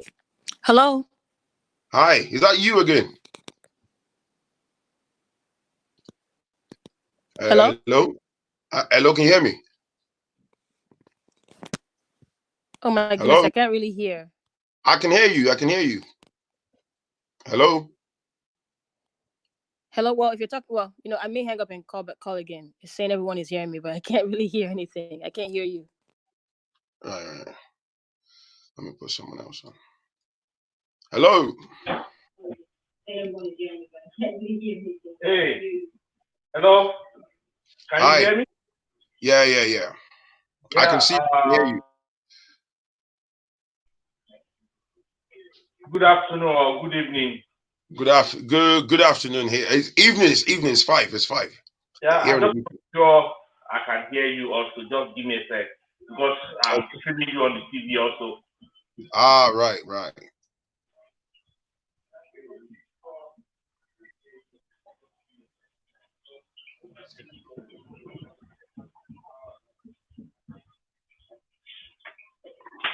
I think I shut off the TV now. You see, my whole take about going to Nigeria to fix things or going to Nigeria to make impact for people that are abroad is very simple. Whatever you're going to be going to do in Nigeria, you have to be in the forefront of what you want to go and do. I've been living outside for some time. About 5-6 years ago, I decided to start going back to prepare for the future because I believe right? Yeah. But Agudo are very, very, very careful. Trusting family, trusting friends. Somebody say, changes to take place in life. Sorry, please say in English because we have non-Nigerian people listening to you. I can hardly hear you. I don't know what I can do. Just give me a sec. Let me see what I can do here. Okay. I'll give you a sec. My volume. Right.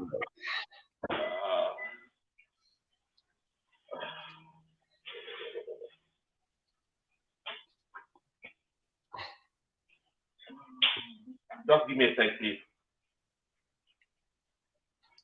Right. You can rejoin the stream, okay?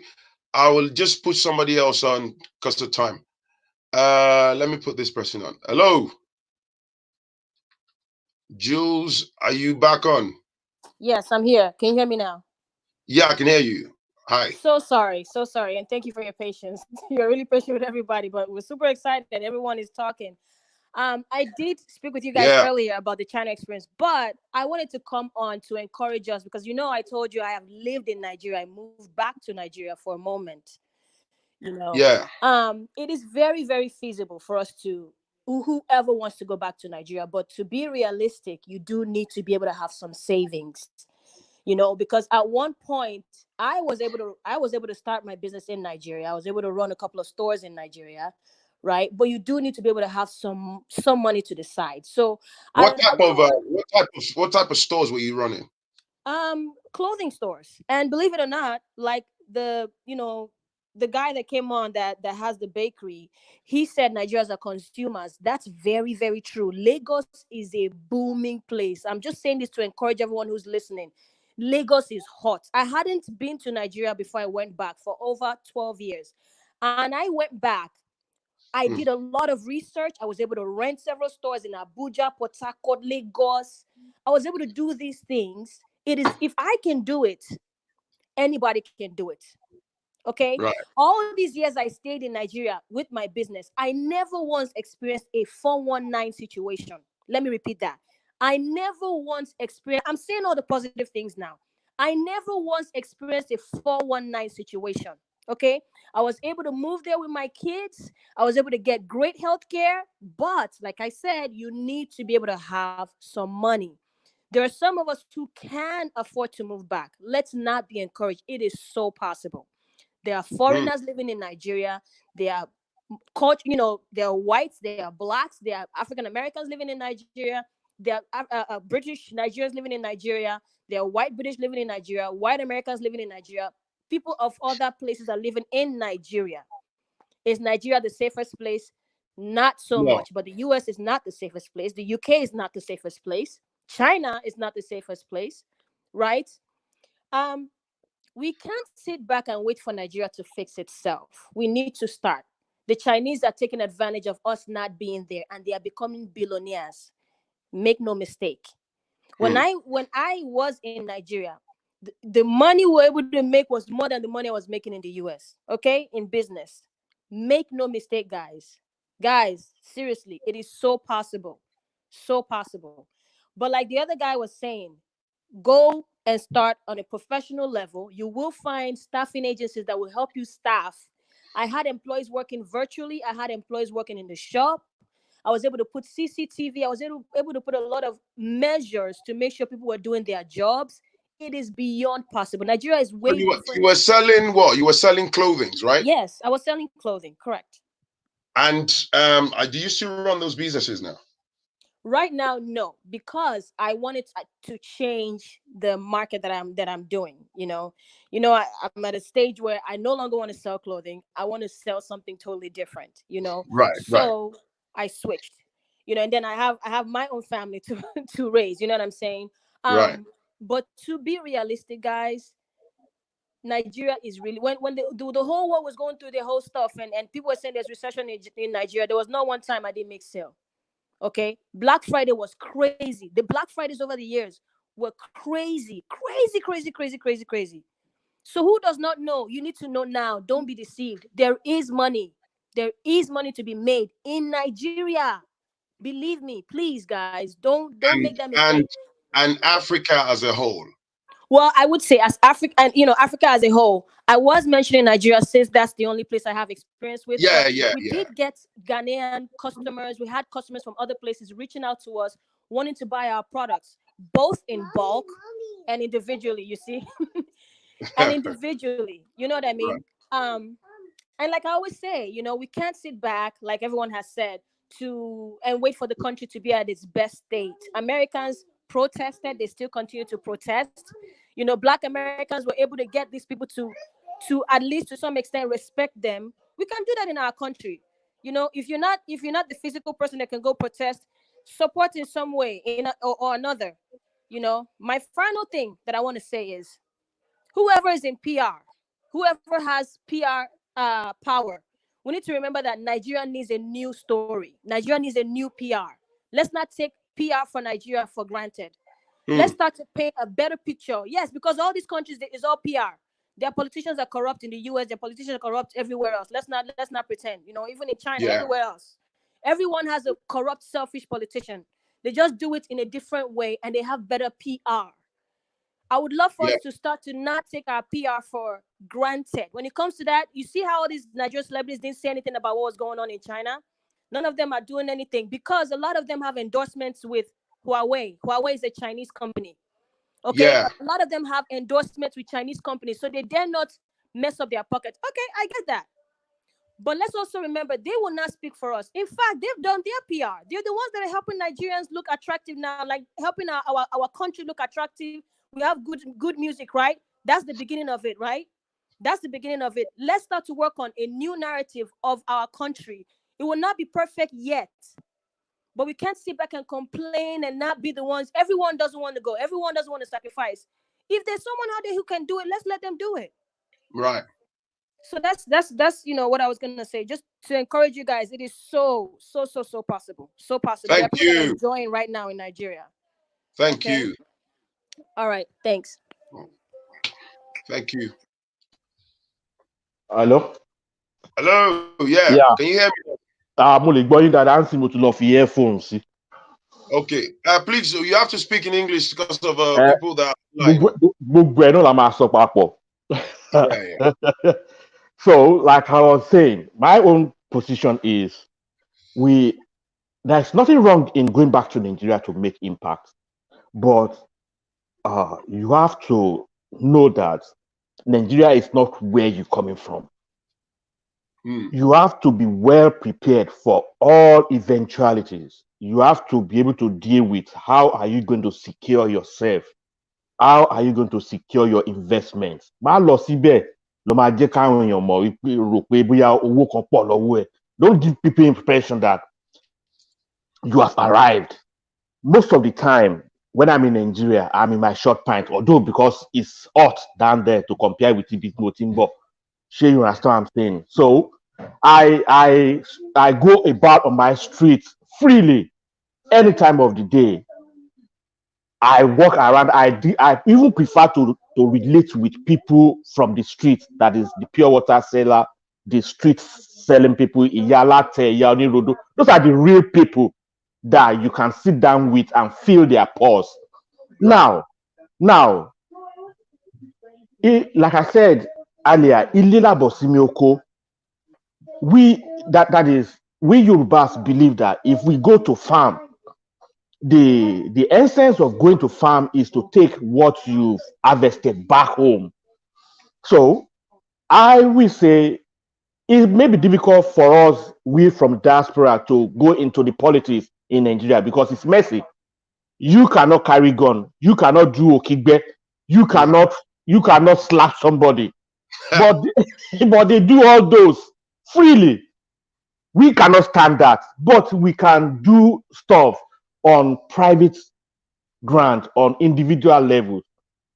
Like me, I'm a bricklayer in Nigeria. I produce bricks. If you look outside through your window, those red bricks, that is what I produce in Nigeria. Right. And we build also. So I'm a building contractor in Nigeria right now, building with bricks. So who manages the orders when you're not there?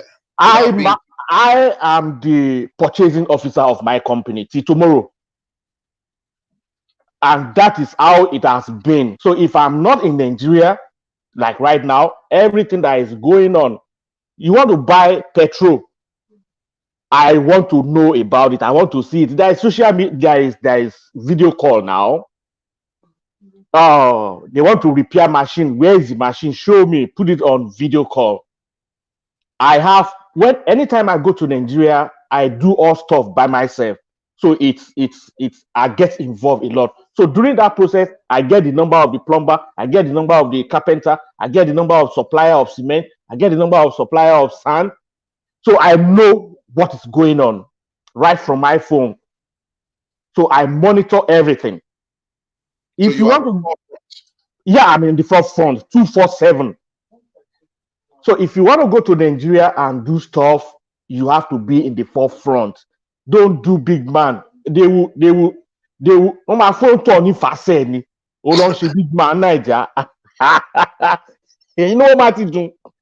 You know what I do? Go gidi. But yes, in terms of OTD, you know.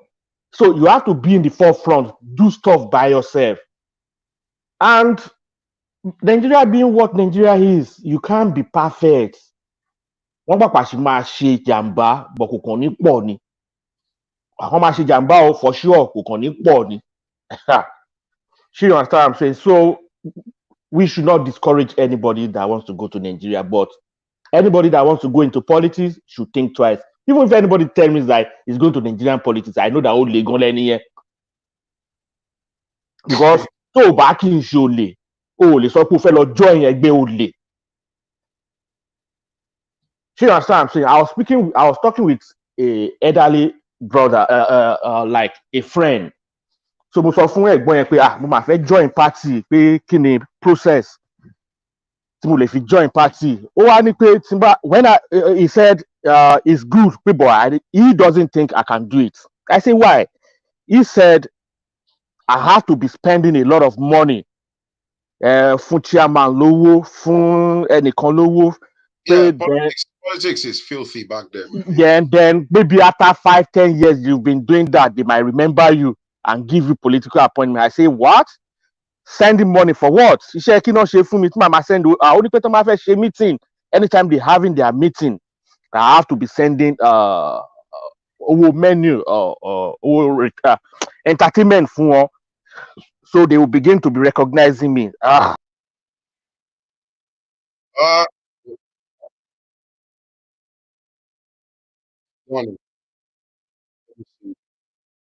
You're gone.